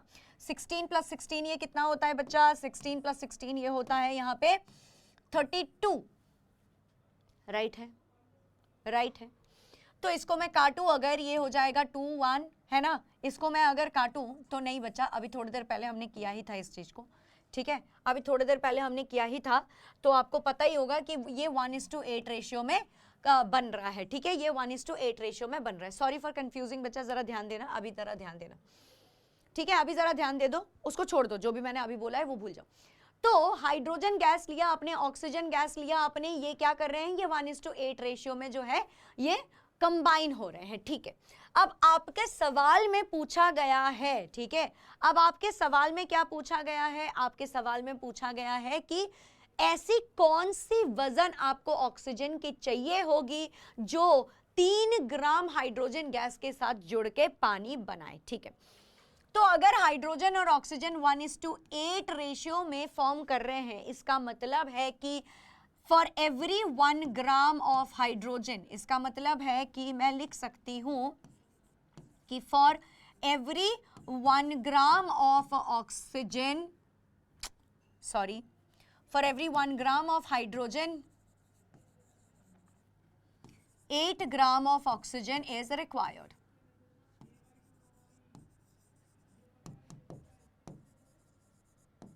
ठीक है, 8 gram of oxygen is required. अब सवाल के हिसाब से बताया है कि आपके पास 3 ग्राम ऑफ हाइड्रोजन है। अब अगर आपके पास 3 ग्राम है हाइड्रोजन का, तो यानी कि आपको क्या करना है? 8 × 3 करना है। 8 × 3 अगर आप करेंगे तो आपको मिल जाएगा 24 ग्राम, और यही आपका आंसर हो जाएगा। ठीक है, यही आपका आंसर बन जाएगा। आई होप ये समझ आ गया होगा, ये आपको समझ आ गया होगा। ठीक है, अब जब हम आगे बढ़ते हैं तो हमारे सामने आता है व्हाट इज एन एटम। ठीक है, व्हाट इज एन एटम? एक बार और अगर मैंने आप लोगों को कंफ्यूज कर दिया है तो जरा देख लेना बच्चा, यहाँ पे हम लोगों ने पढ़ा था थोड़ी देर पहले, अभी थोड़ी देर पहले हमने पढ़ा था कि कैसे हाइड्रोजन और ऑक्सीजन जो है ये 1:8 रेशियो में हो रहा है। कैसे हो रहा है, ये पानी के फॉर्मूला से आता है, इसीलिए मैंने वो उस जगह पे स्टॉप कर दिया, क्योंकि मैं जो लिख रही थी मैं कुछ इस तरह से लिख रही थी, है ना, मैं लिख रही थी कि H2 + O2 और ये क्या बन रहा है, ये बन रहा है H2O, लेकिन मैंने यहाँ लिख दिया था 2 ग्राम और यहाँ मैंने लिख दिया था कि 16 + 16 ये क्या हो जाएगा, ये हो जाएगा 32। हालांकि अभी थोड़ी देर पहले मैंने ये भी समझाया था उससे पहले कि यहाँ पे इसको बैलेंस करने की जरूरत होती है, तो जब हम बैलेंस करेंगे तो ये हमें मिल जाएगा 2, यानी कि ये हो जाता है आपका 4 और ये हो जाता है आपका 32। अब अभी इस चीज को अगर आप सिंप्लीफाई करेंगे तो आपको क्या मिलेगा, देख लीजिए, 4 8 * 32 होता है कि नहीं होता है, 8 4 * 32 होता है, yes, 4 5 * 20, 4 6 * 24, 4 7 * 28, 4 8 * 32। तो जब आप यहाँ पे 8 लिखेंगे तो यानी कि यहाँ पे 1 आ जाएगा और इसका मतलब है कि ये फिर से 1:8 होता है। तो आ गया समझ, आई होप कि आपको कंफ्यूजन नहीं हुआ होगा। चलो आगे बढ़ते हैं, ठीक है। हाँ, अब हम आगे समझने वाले हैं what is an atom. Atom क्या चीज होती है बच्चा, देखो एटम एक इतनी छोटी चीज है, वो एक इतनी छोटी चीज है कि अक्सर क्या हमें कभी भी वो दिखाई नहीं देता। और जरा इस फोटो को देखिए, आपको समझ आ रहा होगा कि जैसे आप एक बिल्डिंग, मान लो आपको एक बिल्डिंग बनाना है, तो क्या आप एक बिल्डिंग एक ईंटे से बना लोगे? आपके पास अगर सिर्फ एक ईंटा रहा तो क्या आप एक बिल्डिंग बना सकते हो? क्या आप उसका बुर्ज खलीफा बना सकते हो? नहीं बना सकते हो। और अगर आपको मैटर बनाना है तो क्या फिर आप एक एटम से मैटर बना लेंगे? नहीं बना पाएंगे। तो जैसे जैसे जैसे ब्रिक्स आर बिल्डिंग ब्लॉक, है ना, bricks are building blocks. Bricks से आप क्या बनाते हो? ब्रिक्स से आप बिल्डिंग बना सकते हो, है ना, बिल्डिंग बना सकते हो। ठीक इसी तरह सिमिलरली क्या होता है, similarly atoms are building blocks of matter. समझ रहा है सब लोगों को? ये समझ आया? वेरी गुड, ठीक है, आ गया समझ इतना। आगे बढ़ते हैं। अब आप क्या एक एटम को देख सकते हो? जी नहीं, बिल्कुल भी नहीं। अब एटम इतने छोटे होते हैं कि मैंने यह मीम डाली है यहाँ पे ताकि आप लोगों को समझ आए। अगर आप देखो, मान लो कि आपने ना इतना सारा, आपके पास इतना सारा किताब है ना, पढ़ने के लिए इतना सारा किताब है, इस एग्जाम को पास होने के लिए आपके पास इतना किताब है। अगर मैं कहूँ मुझे तुमसे मोहब्बत है तो तुम क्या कहोगी? मैं ये बिल्कुल नहीं कह रही हूँ, मैं कह रही हूँ कि अगर मैं कहूँ कि आपने जो इतनी सारी किताबें पढ़ी है और मैं कहूं कि आपने एक्चुअली में पता है कितने एटम्स को आपने छुए होंगे इस किताब को पढ़ने के लिए? एक भी नहीं, क्योंकि किताब तो आप खोलते ही नहीं। चलो ऑल द जोक्स असाइड, दोबारा बात करती हूँ एक और बारी, समझना। अगर आपने इतने सारे किताबें पढ़े हैं, अगर आपने सच्ची में किताब खोला है, अगर आपने उस किताब को छुआ है, तो मैं बताऊं आपको कि उस नंबर का अंदाजा भी नहीं होगा, उस नंबर का आपको अंदाजा भी नहीं होगा जितने एटम्स आपने छुए होंगे। क्योंकि एक एटम आपको दिखाई नहीं दे सकती, मिलियंस एंड मिलियंस, कुछ मान लो कि 10 मिलियन एटम के जुड़ने के बाद 10 मिलियन एटम जब एक साथ आएंगे तो शायद एक पन्ना बने, तो शायद आपको एक पन्ना बनते हुए दिखाई दे। समझ पा रहे हैं आप कि एटम कितना छोटा होता है? क्या आप समझ पा रहे हैं कि एटम कितना छोटा होता है मेरे प्यारे बच्चे? किस किस को समझ आया कि एटम कितना छोटा होता है? आप में से कोई है जो इस चीज को इमेजिन कर पा रहा है कि हाँ मैम एटम कितना छोटा है? किस किस को समझ आया? मैं ज़रा देखना चाहती हूँ कि कौन कह रहा है चैट बॉक्स में कि हाँ मैम एटम कितना छोटा होता है। तो अगर मैं एटम को मेजर करना चाहूँ, मान लेते हैं कि मुझे ना मेजर, चुल है, सब लोगों को चुल होती है, वो सारे साइंटिस्ट को भी थी, तभी तो इतना सारा हम पढ़ पाए, है ना, नहीं तो कोई पढ़ता ही नहीं, तो लोगों को चुल होती है। मान लो कि मैं मेजर करना चाहती हूँ अभी, ठीक है, अगर मैं मेजर करना चाहूँ, अब मैं क्या पता है मेजर करना चाहती हूँ, मैं एटम भी नहीं पूरा मेजर करना चाहती, मैं चाहती हूँ एटम का रेडियस, वही कहा ना, चुल है, बस चुल है मुझे। एटम का रेडियस अगर मैं मेजर करना चाहूं तो इसको मेजर करते हैं नैनोमीटर्स में। किस में मेजर करते हैं? नैनोमीटर्स में। अब नैनोमीटर क्या होता है? 1 डिवाइडेड बाई 10⁹ मीटर होता है आपका एक नैनोमीटर। आप पूछोगे कि मैम क्या मतलब, आप कहना क्या चाहते हो मैम? सठिया गए हो क्या आप? नहीं, बिल्कुल भी नहीं। ये देखो, ये देखो, एक नैनोमीटर का मतलब होता है, एक नैनोमीटर का मतलब होता है, ठीक है, मैंने 1 मीटर लिया, ठीक है, क्या लिया मैंने? 1 मीटर। एक मीटर कुछ इतना होगा। इस 1 मीटर को, इस 1 मीटर को आपने अगर, इस 1 मीटर को अगर आपने 1 0 0 0 1 2 3 4 5 6 7 8 9 इतने बार अगर मैंने 1 मीटर को डिवाइड कर लिया और उसमें से एक छोटा हिस्सा उठा लिया, वो होगा 1 नैनोमीटर। समझे? नहीं समझे? हो ही आप ऐसे कहां समझोगे? भ्रष्ट बुद्धि तो हो ही। दोबारा बताती हूं, मैंने 1 मीटर लिया, उस 1 मीटर को मैंने 1 0 0 0 0 0 0 0 0 0 9 बार 0 बोला है मैंने, काउंट करके देख ले। दोबारा वापस आ और काउंट करके देख मैंने 9 बार 0 बोला है कि नहीं, बोला होगा। हाँ, अगर मैंने इतने बार डिवाइड कर लिया, डिवाइड करने के बाद एक हिस्सा उसमें से लिया, वो होगा आपका 1 नैनोमीटर। उतना होता है एटम का रेडियस। समझा? ठीक है, ऑल राइट, ओके, ग्रेट। अब मैं अगर मीटर में लिखना चाहूं, ठीक है, अब मेरे फिर से दोबारा चुल हो रही है, चुल चुल चुल हो रही है। चुल क्या है मेरी? चुल है कि रेडियस, ठीक है, कुछ रेडियाई लिखती हूं। रेडियाई जो होता है, रेडियस का फुल फॉर्म होता है, तो रेडियाई इन मीटर की अगर मैं बात करूं, ठीक है, रेडियाई इन मीटर की अगर मैं बात करूं तो 10⁻⁻10। ये क्या हो? ये क्या है? ये है एटम ऑफ हाइड्रोजन। मतलब अगर आप एक हाइड्रोजन का एटम लोगे, अगर आप एक हाइड्रोजन का एटम लोगे और उस हाइड्रोजन एटम को क्या करोगे? उसको, उसका अगर रेडियस आप नापने जाओगे तो कैसे नापोगे? आप 1 मीटर लोगे, उस 1 मीटर को 1 0 0 0 0 0 0 0 0 0 0 पर डिवाइड करोगे, उसमें से एक छोटा हिस्सा निकालोगे तो आपको एटम ऑफ हाइड्रोजन मिल जाएगा। इसकी क्या यूनिट है? मीटर यूनिट है, यहाँ पे ऊपर मैंने लिखा हुआ है। ठीक है, चलो आओ। अब मान लो आपने एक मॉलिक्यूल ऑफ वाटर लिया है। मॉलिक्यूल ऑफ वाटर मतलब, मॉलिक्यूल ऑफ वाटर मतलब वाटर का मॉलिक्यूल का मतलब है कि उसमें 2 हाइड्रोजन है, 1 ऑक्सीजन है, ठीक है। और जब आपने ये ले लिया, उसके बाद जब आप इसका रेडियस नापोगे तो आपको मिल जाएगा 10⁻⁹ मीटर। समझ रहे हो? आशा करती हूँ समझ आ रहा होगा सब लोगों को। ठीक है, अब मान लो आपने अपने खून निकाला। खून तो आप चूसते हो अपने मम्मी पापा का, है ना, कुछ कुछ तो अनशन चीजें करते ही रहते हो आप लोग। तो अगर आपने आपका खून निकाला और खून में से हीमोग्लोबिन को अलग कर दिया और एक हीमोग्लोबिन का आपने अगर मॉलिक्यूल ले लिया, हीमोग्लोबिन का अगर आपने मॉलिक्यूल ले लिया तो उसका रेडियस कितना होता है? उसका रेडियस होता है 10⁻⁻8। अब ये चार्ट आपके एनसीईआरटी में बनी हुई है, अगर खोल के देखा है बच्चा खोल लेना।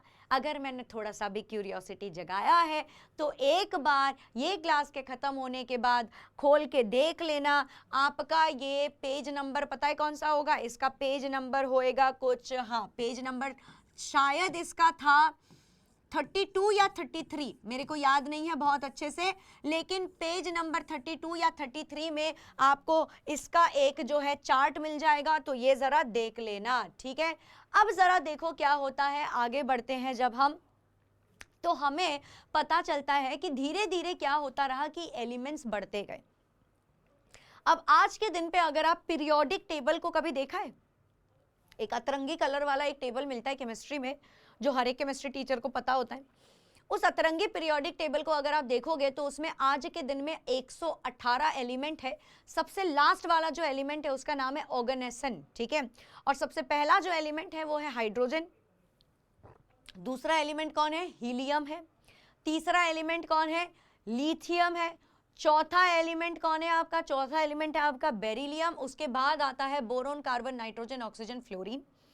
उसके बाद कौन आता है? उसके बाद आता है आपका नियॉन उधर, और उसके बाद आता है सोडियम, और उसके बाद आता है मैग्नीशियम, और उसके बाद आता है आपका एल्यूमिनियम, उसके बाद आता है आपका सल्फर, उसके बाद आता है आपका कार्बन, कार्बन के बाद आता है सिलिकॉन, सॉरी सिलिकॉन आता है, सिलिकॉन के बाद आता है सल्फर, सल्फर के बाद आता है आपका इधर क्लोरीन आता है, और फाइनली आता है आपका कौन?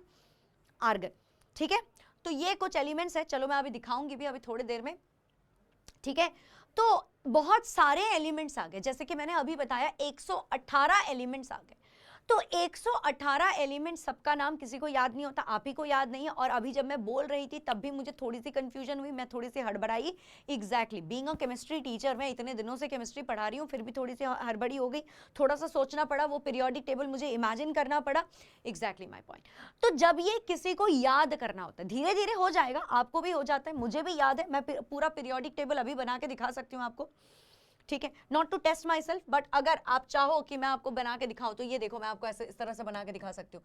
ठीक है, हेलिना के रब से फ्रेंडशिप। ठीक है, ये हो गया। दूसरे ग्रुप में आते हैं, यहाँ पे देखो, बेटा मांगे कार, स्कूटर, बाप राजी। ठीक है, फिर यहाँ पे आता है आपका सचिन, titanium, vanadium, chromium, manganese, iron, cobalt, nickel, copper, zinc, और यहाँ पे आता है आपका boron, carbon, nitrogen, oxygen, fluorine, और यहाँ आता है आपका helium, neon, argon, krypton, xenon, radon. ठीक है, जेनॉन, रेडॉन। ठीक है, यहाँ पे कौन आता है? यहाँ पे आता है बाल गंगाधर, गैलियम, इंडियम, थैलियम। यहाँ पे कौन आता है? यहाँ पे आता है कि chemistry sir gives snappy problems. यहाँ पे कौन आता है? यह आता है नई परोसन,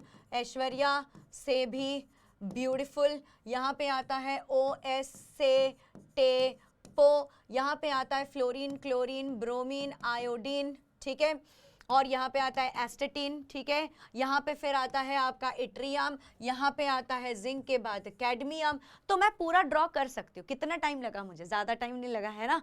ज़्यादा टाइम नहीं लगा। सुंदर नहीं बना, लेकिन बन गया। तो ये पूरा मैं बना सकती हूँ। बट अब देखो आगे की बात करते हैं यहाँ पे। तो जब इतने सारे एलिमेंट्स आए, तो लोगों को लगा कि भाई इनकी तो कोई सिंबल आनी चाहिए, है ना? तो जब सिंबल बनाना शुरू किया, तो सबसे पहले उन्होंने हाइड्रोजन का कुछ इस तरह से लिखा, कार्बन का सिर्फ एक गोला बना दिया, खाली छोड़ दिया, ऑक्सीजन का भी कुछ इस तरह से ही बन गया। इनफैक्ट कार्बन के इसमें ना ये शेडेड है। ठीक है, कार्बन का ये जो है ये शेडेड है, ऑक्सीजन का ये खाली डब्बा, फॉस्फोरस में ऐसा लग रहा है कि मर्सिडीज का ये ड्रॉ कर दिया है, सल्फर का ये ऐसा लग रहा है कि डॉक्टर के वहां से उठ के आ गया है। ठीक है, आयरन का देखो ज्यादा कुछ मिला नहीं, तो एक गोला बनाया, उसमें आई लिख दिया। कॉपर का देखो यहाँ पे कि कॉपर को भी एक गोला बनाया, फिर सी लिख दिया। तो भाई लोगों की जो क्रिएटिविटी है ना, वो कमी हो रही थी। अब जब क्रिएटिविटी कमता रहा, तो एक इंसान आया। कौन आया? उनका नाम था जे बर्जीलियस। जे बर्जीलियस आए और उन्होंने कहा कि भैया मैं बताता हूं आप लोगों को, इतना क्या लोचा लगा रखा है आप लोगों ने, है ना? मैं बताता हूं आप लोगों को। और उन्होंने कहा कि भाई सिंबल्स जो होगी एलिमेंट्स की, वो आपको क्या करना चाहिए? वो आपको जो है 1 या 2 लेटर से बनाना चाहिए। किसके नाम का? मेरे नाम का, तुम्हारे नाम का, मम्मी के नाम का, चाचा के नाम का? नहीं, उसी एलिमेंट के नाम का पहला 2 लेटर ले लो, या फिर पहला 1 लेटर ले लो, और जो है उसको सिंबल बना लो। हमने कहा ठीक है। अब देखो, अगर मैं हाइड्रोजन लूं, और मान लो मैंने हाइड्रोजन लिया यहाँ पे, ठीक है, मान लो मैंने हाइड्रोजन लिया और मैंने यहाँ पे हीलियम लिया। ठीक है, मैंने यहाँ पे हीलियम लिया, तो हाइड्रोजन का पहला लेटर H, वावा, बन गया हमारा एलिमेंट का सिंबल। क्या बात है। अब देखो हीलियम का भी ले लिया H, ये तो कंफ्यूजन हो गया। अब क्या करें?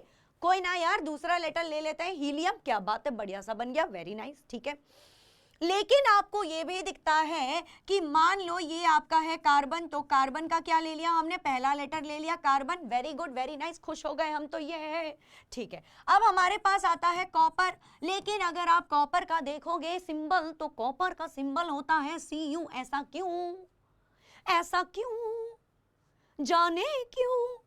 क्योंकि कॉपर जो था इसका एक लैटिन नाम है जिसका नाम है सिप्रस, और वहां से CYPRUS लोगों ने बहुत सोचा और लोगों को ऐसा लगा शायद कि CY नहीं लिखते हैं CU लिखते हैं, तो कुछ ऐसा ही किया होगा। तो कई बार कुछ एलिमेंट्स के साथ धोखा भी हो गया है और उनका नाम और दूसरा लेटर मिलके भी नहीं हो पा रहा है, ठीक है। और कुछ ऐसे भी एलिमेंट है जो जिस जगह पे पाए गए थे वहां से उनका नाम उठा लिया गया, ठीक है, वहां से उनका नाम उठा लिया गया। एग्जाम्पल सिप्रस, सिप्रस कॉपर का नाम है और सिप्रस जो है उस जगह में कॉपर का आविष्कार किया गया था, आविष्कार तो नहीं बोलूंगी, ढूंढा गया था, डिस्कवर किया गया था, और वहां से उसका नाम जो है हम लेके आए। ये देखिए, the names copper was taken from Cyprus, ठीक है, ऑल राइट। और कई बार मतलब लोगों का क्रिएटिविटी देखो यार, अतरंगी क्रिएटिविटी है सबका। लोगों ने क्या किया है कि उन्होंने ना कुछ कुछ कलर्स देखा, जैसे कि गोल्ड, गोल्ड क्या है, गोल्ड तो है तो वो येलो येलो डर्टी फेलो, लेकिन गोल्ड को हमने जो है ना उसको सोफिस्टिकेटेड बना दिया। हमने कहा नहीं नहीं नहीं नहीं, ये तो येलो येलो डर्टी फेलो नहीं, ये गोल्ड है, गोल्ड गोल्ड। येलो में भी लोगों को गोल्डन कलर पसंद आता है, लेकिन येलो बोलोगे ना, आप बोलोगे पीला पहना है, बोलेंगे नहीं यार पीला कैसे पहन ले। आप बोलो गोल्ड पहना है, खुश हो जाएंगे कि ये है गोल्ड पहनेंगे, गोल्ड है ना, लोग ऐसा करते हैं अक्सर। तो गोल्ड को जो है, गोल्ड को अगर आप ध्यान से देखोगे ना, गोल्ड का मतलब ही है येलो। एक टाइम पे जब गोल्ड आया था, गोल्ड का मतलब ही है येलो, यस, गोल्ड का मतलब ही है येलो, समझे। तो इस तरह से जो है एलिमेंट्स को बनाया गया था। लेकिन जब इतने सारे कंफ्यूजन आए तो हमारे पास केमिस्ट्री के एक बड़े पापा है, कौन है, उनका नाम है IUPAC। केमिस्ट्री में हमारे केमिस्ट्री के जो बड़े पापा है उनका नाम है IUPAC, ठीक है। और ये IUPAC का फुल फॉर्म क्या होता है, तुम्हारी आयु नहीं, IUPAC का मतलब है international union of pure and applied chemistry, जो कि एक इंटरनेशनल साइंटिफिक ऑर्गेनाइजेशन है। आज के डेट में अगर आपने कोई नए एलिमेंट का आविष्कार कर दिया तो आपको इनके पास जाना पड़ेगा, ये सारा टेस्ट करेंगे और फिर आए बताएंगे कि अच्छा भैया आप तो फ्रॉड नहीं निकले, आपने तो सही सही में एलिमेंट आविष्कार कर दिया, आइए चलिए आपका नाम लिख लेंगे, ठीक है। तो आपने अगर कुछ आविष्कार किया, अगर आपको नोबेल प्राइज चाहिए तो इनके पास आपको जाना पड़ेगा, ठीक है। तो ये क्या करते हैं, ये सारा लॉज वगैरह देखते हैं और ये कहते हैं कि हाँ सही कह रहे हो बाबू भैया, सही कह रहे हो आप, सही हो सही हो सही हो, आ जाओ लगा लेंगे, ठीक है। तो ये जो है ये सारे एलिमेंट्स को, उनके सिंबल को, उनके यूनिट्स को, इनका देख रेख का ठेका किसने ले रखा है, IUPAC भैया ने, बड़े पापा है, बड़े पापा ये, ठीक है। और इन्होंने बताया कि भाई अगर एलिमेंट का कोई सिंबल रखना है तो सबसे पहला वाला लेटर लोगे, या तो दूसरा लेटर भी लेना पड़ जाए तो ले लेना, बढ़िया है, ठीक है। लेकिन कैसे लिखोगे, हमेशा पहला वाला जो है वो अपर केस लिखोगे, मतलब ये आपका कैपिटल लेटर होगा। कैपिटल लेटर को अच्छे शब्दों में इंग्लिश में हम इसे अपर केस भी बोलते हैं, क्या कहते हैं इसे, अपर केस भी बोलते हैं। और जो दूसरा लेटर होगा वो जो है वो स्मॉल लेटर होगा। स्मॉल लेटर को हम अच्छी भाषा में, सुंदर भाषा में इसे लोअर केस भी बोलते हैं, ठीक है। आओ चलो अभी मेरे को आप जो है ना क्या करोगे, आप मेरे को ना 2-3 इनका ये बताओगे, ठीक है।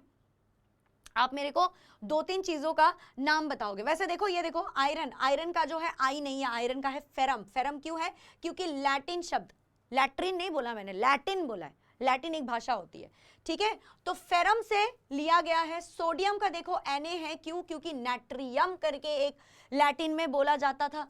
पोटेशियम का है कालियम, कालीन भैया नहीं, कालियम है, तो कालियम नहीं होता एक्चुअली, कैलियम होता है, और इसीलिए पोटेशियम का जो सिंबल है वो K है, ठीक है। अब आप क्या करोगे, आप जो है ना what are the modern day symbols of atoms of different elements, तो आप जो है कुछ मेरे को, मैं आपको यहाँ पे पूछूंगी और आप मेरे को बताते रहोगे, ठीक है। जैसे कि अगर मैं पूछूं आपको एल्यूमिनियम का क्या सिंबल होगा, तो कमेंट सेक्शन में आंसर आ जाना चाहिए। एल्यूमिनियम का होगा Al, ऐसे लिखो तो चलेगा, नहीं चलेगा बच्चा, यही जो है ये गलत हो जाएगा। कैसे लिखेंगे तो चलेगा? क्या मैं अगर ऐसा लिखूं तो चलेगा? नहीं चलेगा बच्चा, ये भी गलत हो जाएगा। क्या सही रहेगा? सही रहेगा तो ये रहेगा, capital A small letter L. ठीक है, ऑल राइट। अब मैं अगर आपसे पूछूं कि जरा मुझे आर्गन का लिख के बताना चैट बॉक्स में, तो क्या लिखोगे? आर्गन का अगर मैं आपसे पूछूं तो आप लिखेंगे AR मैम। ठीक है, मैं मान लूंगी आपकी बात है, ठीक है। अब अगर मैं, चलो मैं अल्फाबेटिकल ऑर्डर से चलती हूं, अगर मैं बेरियम का पूछूं तो बेरियम का आप क्या बोलोगे? बेरियम का आप बोलोगे कि मैम B है, कैपिटल स्मॉल लेटर A है, मैं फिर भी मान लूंगी, ठीक है। अब अगर मैंने आपसे पूछा कि बेटा ब्रोमीन का बताना जरा, तो ब्रोमीन का आप क्या बताओगे? आप बोलोगे मैम B है, कैपिटल स्मॉल लेटर R है, मैं बिल्कुल मान लूंगी आपकी बात है, बिल्कुल सही है आपकी बात है। अब मैं अगर पूछूं कि बेटा कैल्शियम का बताना, तो कैल्शियम का आप बोलोगे कैपिटल C है, स्मॉल लेटर A है, ठीक है, मान गए आपकी बात है। अब मैं अगर आपसे पूछूं कि बेटा कार्बन का क्या है, तो कार्बन का CA, दोबारा मत बोल देना, इसका है सिर्फ C, ठीक है, ओके। अब मैं आपसे पूछूं कोबाल्ट का क्या है, कोबाल्ट का आप बोलोगे कि मैम C है और O है, ठीक है। अब अगर मैं आपसे पूछूं कि कॉपर का क्या है बच्चा, कॉपर का क्या, आप दोबारा मुझे बोलोगे कि मैम C है O है? नहीं, कॉपर का होता है Cu होता है, ठीक है। अब मैं आपसे पूछूं बेटा फ्लोरीन का बताना, क्या D से कोई, C के बाद D आना चाहिए ना, D से कोई है एलिमेंट? जी हाँ, D से एलिमेंट है एक्चुअली। चलो मैं आपको बताती हूँ, D से एलिमेंट जो है ना उसका भी बताती हूँ। D से जो एलिमेंट है उसका नाम है डिस्प्रोसियम, डिस्प्रोसियम भी है, ठीक है, डिस्प्रोसियम है। इसके अलावा और भी है क्या? डोबरनियम है, डोबरनियम करके भी एक एलिमेंट है। इसके अलावा और कुछ है क्या? नहीं है। लेकिन डिस्प्रोसियम के बारे में अभी आपको जानने की जरूरत नहीं है और इसीलिए आपके सिलेबस में एनसीईआरटी में अभी नहीं। तो चलिए हम दोबारा से फ्लोरीन के बारे में पढ़ते हैं। फ्लोरीन की अगर मैं पूछूं आपको क्या है सिंबल, तो आप बताएंगे कि मैम फ्लोरीन का सिंबल तो सिर्फ और सिर्फ F है। Very good. अब फ्लोरीन के बाद ई से भी एक एक्चुअली है, CD के बाद E आता है। E से आपके पास है क्या है? E से क्या है? E से है तो सही, सीरियम, इटर्बियम। E से मेरे को याद क्यों नहीं आ रहा अभी। E से भी एलिमेंट है, E से भी एलिमेंट है, पर अभी मेरे को याद नहीं आ रहा। खैर कोई बात नहीं, ठीक है। फ्लोरीन होगा। फिर अगर मैं आपसे पूछूं अभी हाइड्रोजन का बताना बेटा, हाइड्रोजन का बताना, तो हाइड्रोजन का आप मेरे को बोलोगे कि मैम हाइड्रोजन का तो H है, ठीक है, ओके। अब मैं अगर आपसे पूछूं कि आयोडीन, आयोडीन है आपके नमक में आयोडीन है कि नहीं है? जरूर चेक करना, आयोडाइज सॉल्ट होना चाहिए। तो आयोडीन का है आपका I, ठीक है। अब मैं अगर आपसे पूछूं कि बेटा आयरन का क्या है, तो आप बोलोगे कि मैम Fe है आयरन का। क्यों Fe है? क्योंकि वो उसका लैटिन नाम है फेरम, ठीक है। फिर अगर मैं पूछूं आपसे लेड का बताओ, तो लेड का लैटिन नाम है प्लम्बम, तो इसीलिए Pb होता है, ठीक है। फिर अगर मैं आपसे पूछूं कि बेटा मैग्नीशियम का बताना, तो मैग्नीशियम का आप बोलोगे कि मैम ये तो Mg होता है। और इसी तरह से हम चलते रह सकते हैं, हमारे पास और भी आ जाएंगी, जैसे कि जिंक आ जाएगा, यूरेनियम आ जाएगा, सल्फर आ जाएगा, सिलिकॉन आ जाएगा, हमारे पास कैडमियम आ सकता है, मर्क्यूरी आ सकता है, नाइट्रोजन आ सकता है। तो ऐसे बहुत सारे एलिमेंट्स होते हैं जिनका नाम हम लिख सकते हैं, ठीक है। आओ चलो आगे बढ़ते हैं। अब आगे बढ़ते हुए हमारे सामने अगला टॉपिक आता है एटॉमिक मास। एटॉमिक मास क्या होता है? तो याद है बच्चा, अभी थोड़ी देर पहले मैंने बोला था कि 1 मीटर लेना है और उस 1 मीटर को 1 नहीं, अभी मैंने 10 बार बोल लिया शायद, 1 0 शायद मुझे कम बोलना था। अब इतने देखा भी होगा आपने कि anyone noticed ma'am's hands she was counting the 0। हाँ बच्चा, इतने बार 0 कैसे बोलूंगी? आइंस्टाइन की पोती थोड़ी लगती हूँ मैं, इतना नहीं हो पाता। एनीवे, तो एक हाइड्रोजन एटम का जब किसी ने वजन, वो रेडियस था, कंफ्यूज नहीं हो जाना, 9 बार जब 0 बोला था वो रेडियस था। ये क्या है? ये वजन है। इसकी वजन क्या होती है? इसकी वजन होती है 0 0 0 0 0 0 0 0 0 0 0 0 0 0 0 0 0 0 0 0 0 0 0 0 1 6 7 3। यानी कि यहां पे अगर आपने ध्यान दिया होगा तो मैंने 24 बार 0 बोली है। कितने बार बोली है? 24 बार। मुझे तो ऐसा लग रहा है कि आप ना फिर क्या करोगे, आप पता है क्या करने लगोगे, आप ना मैडम के मुंह से कितना जीरो निकला आप वही काउंट करते रह जाओगे और आपको पता ही नहीं चलेगा कि मैम पढ़ा क्या रही है। एनीवे, तो अगर हम इस तरह से, क्या आप में से कोई भी एग्जाम में इतना लंबा एक नंबर लिखना चाह रहा है? आप में से कोई भी इतना लंबा नंबर लिखना चाह रहा है? कौन है वो भ्रष्ट बुद्धि बालक जो कह रहा है कि हाँ मैडम मैं लिखना चाहता हूं? नहीं लिखना है। आप क्या कर सकते हो, आप इस चीज को यहां आओ, देखो ये क्या है 1673।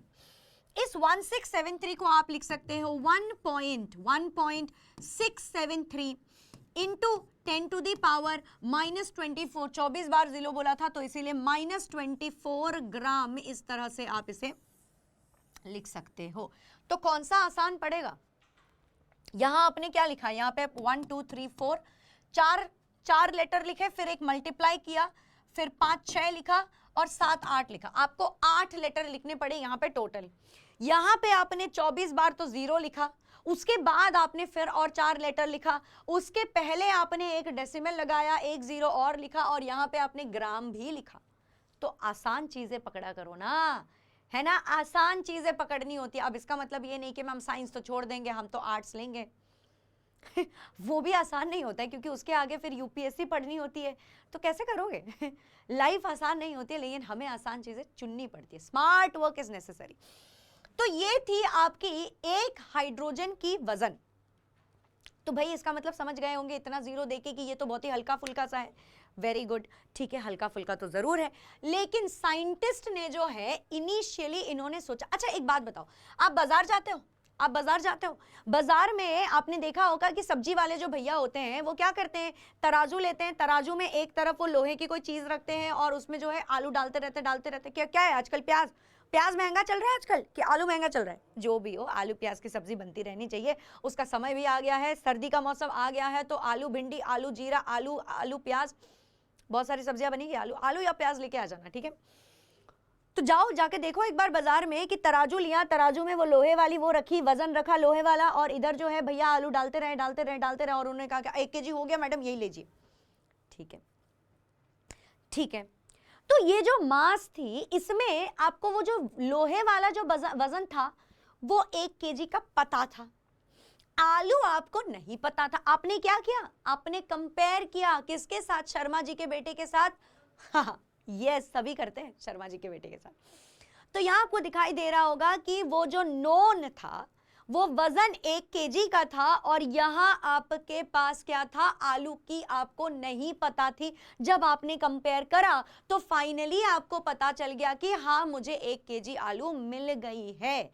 और ठीक इसी तरह जब जब हमारे सामने कोई एलिमेंट आया, उस एलिमेंट को भी हम जब मेजर करना चाहे, उनके वजन के बारे में जब हम जानना चाहे, हम नहीं साइंटिस्ट जब जानना चाहे, तो सबसे पहले उन्होंने सोचा कि 1/16 of the mass of an atom of oxygen लेंगे। मतलब ऑक्सीजन लिया, क्या किया उन्होंने लिया ऑक्सीजन, ठीक है, ऑक्सीजन लिया। इस ऑक्सीजन को जो है इन्होंने 16 बार क्या किया, 16 बार तोड़ा उसे, 16 बार उसे तोड़ा।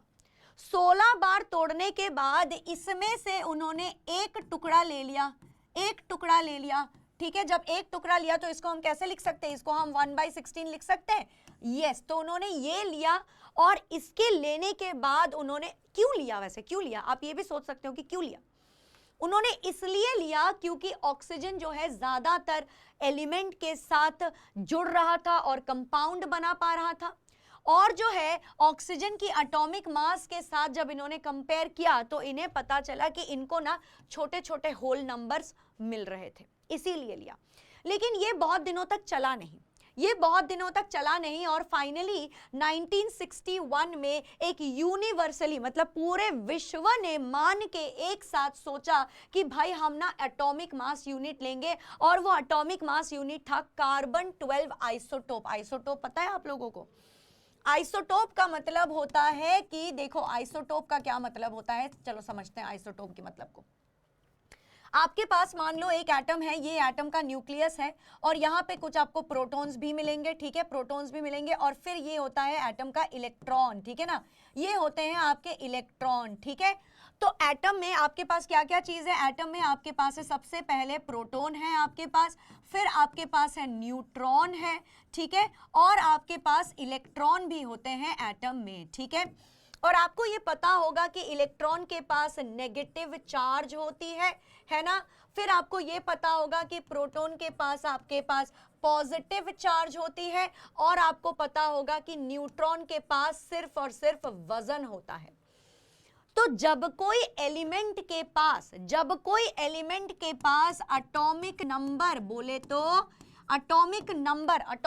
बोले तो नंबर ऑफ प्रोटॉन्स, ठीक है, नंबर ऑफ प्रोटॉन्स सेम होती है, प्रोटॉन सेम होती है, लेकिन क्या होता है, नंबर ऑफ न्यूट्रॉन, मतलब वजन उसकी थोड़ी सी हिल जाती है, वजन उसकी थोड़ी सी अलग जब हो जाती है, नंबर ऑफ न्यूट्रॉन चेंज हो जाती है, तो उसे हम कहते हैं आइसोटोप, ठीक है, उसे हम क्या कहते हैं, आइसोटोप कहते हैं। तो यानी कि अगर आप कार्बन को देखोगे तो कार्बन के पास 3 आइसोटोप होती है, एक जिसका वजन होता है 12, एक और कार्बन होता है जिसका वजन होता है 13 और एक और कार्बन होता है जिसका वजन होता है 14। यानी कि इसके पास 6 प्रोटॉन है, इसके पास 6 प्रोटॉन है, 6 न्यूट्रॉन है और 6 इलेक्ट्रॉन तो है ही है। इसके पास क्या होता है कि 6 प्रोटॉन होता है, लेकिन इसके पास 7 न्यूट्रॉन होते हैं, 6 ही इलेक्ट्रॉन भी होते हैं। और इसके पास आप देखोगे कि इसके पास होते हैं 6 प्रोटॉन, 6 इलेक्ट्रॉन तो बिल्कुल है, लेकिन 8 और 1 2 3 4 5 6 अगर करूंगी तो 14 आ रहे हैं, तो इसके पास 8 न्यूट्रॉन होते हैं, ठीक है। ये कभी कभार हो जाता है, सबके साथ नहीं होता, लेकिन किसी किसी के साथ हो जाता है। तो जब आप ये वाली आइसोटोप लेंगे ना, ये वाली जो कार्बन लेंगे जिसके पास 6 प्रोटॉन, 6 न्यूट्रॉन, 6 इलेक्ट्रॉन है, ये वाली आइसोटोप जब आप लेंगे, मान लो कि ये ही है वो वाली आइसोटोप, और इसको आपने 12 बार डिवाइड करना है, इसको आपने क्या करना है, 12 बार आप डिवाइड करोगे। ये देखो मैं डिवाइड कर रही हूं, तो 1 2 3 4 5 6 7 8 बार हो गया, ठीक है। अभी और करते हैं इसको डिवाइड, ठीक है, और करते हैं, ये देखो, ठीक है, 9 10 हो गया, 11 12 हो गया, ठीक है। 12 बार जब आप इसको डिवाइड करोगे और 12 बार डिवाइड करने के बाद इसका एक हिस्सा ले लो, इसका एक हिस्सा ले लो, ये ग्रीन वाले शेडेड पोर्शन का जितना मास है, इसको क्या बोलेंगे, ये क्या है, एक टुकड़ा है, एक टुकड़ा है।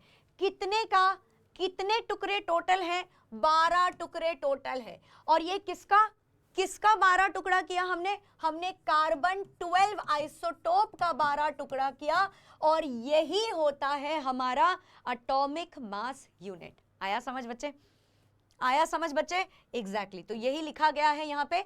तो इस आइसोटोप को क्यों चुना गया, क्योंकि ये आइसोटोप से एक ही मिल रहा था, ये आइसोटोप हमारे लिए सबसे फायदेमंद बन रहा होता है, और इसी को हमने स्टैंडर्ड रेफरेंस माना। देखो स्टैंडर्ड रेफरेंस क्यों मानते हैं, जैसे कि आपके मतलब घर वाले कहते रहते हो कि शर्मा जी के बेटे को देखा, क्योंकि वो बेंचमार्क है बच्चा। शर्मा जी का बेटा मैथ्स में अच्छा, साइंस में अच्छा, इंग्लिश में अच्छा, सोशल साइंस में अच्छा, इतना अच्छा बन गया है, हर जगह उसके 98 99 आ रहा है कि लोगों ने उसको एग्जाम्पल के तौर पे रखना शुरू कर दिया। कुछ ठीक इसी तरह ये कार्बन 12 हमारे लिए इतना बढ़िया शर्मा जी का बेटा बना हुआ था कि हर जगह से इसके 1 1 1 1 1 नंबर आ रहे थे, ये नंबर 1 था। तो हमने सोचा क्यों ना इसी को हमने स्टैंडर्ड बना लिया, और इसके बाद जो है ये हमारा बन गया था एटॉमिक मास यूनिट। तो अगर कोई आपसे पूछे 1 एटॉमिक मास यूनिट क्या होती है, आपने कहना है कार्बन 12 आइसोटोप को 12 बार डिवाइड करने के बाद 1/12 of the mass of carbon 12 isotope is 1 atomic mass unit. दोबारा बता देती हूं, वन एटॉमिक मास यूनिट क्या होती है? वन एटॉमिक मास होती है, वन एटॉमिक मास यूनिट होती है 1/12 the of carbon 12 isotope is 1 atomic mass unit. बहुत ही जल्दी लिख दिया, बहुत ही जल्दी बोल भी दिया, तो पर I hope I have cleared your doubt. है भाई, चमक गया तो लिख देना यार ईपीबीटी, बहुत शिद्दत से पढ़ा रही हूं, ठीक है। अब देखो आगे देखो, the relative atomic masses of all elements have been found, मतलब अब इसको स्टैंडर्ड माना, तराजू ले लो, एटॉमिक मास के लिए तराजू ले लो, तो एक तरफ वो जो लोहे वाला वजन था उसके जगह आपने ये कार्बन 12 आइसोटोप का 1/12 लग दिया, और इधर आपको ऑक्सीजन रखना है, इधर आपको हाइड्रोजन रखना है, नाइट्रोजन रखना है, आपको फ्लोरीन रखना है, क्लोरीन रखते रहो, मास निकालते रहो, और वहां से आपको सारे एलिमेंट के मासेस मिल जाएंगे। समझे? समझे? तो ये देखो, यही बोला मैंने, the relative atomic mass of the atom of an element is defined as the average mass of the atom as compare to 1/12 of the mass of 1 carbon 12 atom. समझे बच्चे? वही यही सारी चीजें मैंने समझाई है। अब ये कुछ आपके एनसीईआरटी में एटॉमिक मासेस है जो लिखे हुए हैं, जैसे हाइड्रोजन का 1 होता है, कार्बन का 12 होता है, नाइट्रोजन के 14 होते हैं, ऑक्सीजन के 16 होते हैं, सोडियम के 23 होते हैं, मैग्नीशियम के 24, सल्फर के 32, क्लोरीन के 35.5 और कैल्शियम के 40 होते हैं। ठीक है, यस। अब बात ये आती है कि मैडम ये एटम्स जो है ये कैसे पाए जाते हैं, ये एटम्स एग्जिस्ट कैसे करते हैं? तो बच्चा मैं आपको बताऊंगी कि ये जो एटम्स होते हैं ये एक्चुअली में इंडिपेंडेंटली अकेले नहीं रह सकते हैं, इनको हमेशा ही किसी और की जरूरत होती है, ये अकेले नहीं जी सकते। अकेले तो कोई भी नहीं जी सकता ना, आप भी बड़े होते हो, ये आप क्यों करते हो प्यार? हाँ, आपके एक्स क्यों होते हैं, एक्सेस क्यों होते हैं आपके? क्योंकि अकेले तो आप भी नहीं रह सकते हो, लेकिन कई बार अपने करियर के लिए वो सैक्रिफाइस करके आप जो है आप अकेले रह जाते हो, या फिर आपके एक्स को कोई और पसंद आ रहा होता है, इसीलिए तो क्रश ही रह जाते हैं, क्रश कर देती है। खैर कोई बात नहीं, हर किसी की शादी होती है, आपके जानू सर ने भी किया, देखो अकेले कोई रह नहीं सकता। तो ठीक उसी तरह ये जो एटम होते हैं ना, ये भी कोशिश करते हैं कि इनके भी साथ कोई आए, कोई जुड़ जाए तो इनको अच्छा लगेगा। और जब ये होता है तो ये एटम क्या बन जाते हैं, क्या बन जाते हैं? जैसे इंसानों में देखो, इंसानों में जब कोई शादी करते हैं ना तो उसको क्या बोलते हैं? हस्बैंड वाइफ, स्पाउस बोलते हैं। स्पाउस एक जेंडरलेस टर्म है, लड़के के लिए हस्बैंड हो गया, लड़की के लिए वाइफ हो गया, और स्पाउस का मतलब होता है कोई भी हो सकता है, वो हस्बैंड भी हो सकता है, वाइफ भी हो सकता है। तो यहाँ पे भी ये भी तो जेंडरलेस है ना, जेंडर फ्लूइड है ये, तो इनको यहाँ पे मॉलिक्यूल्स बोलते हैं।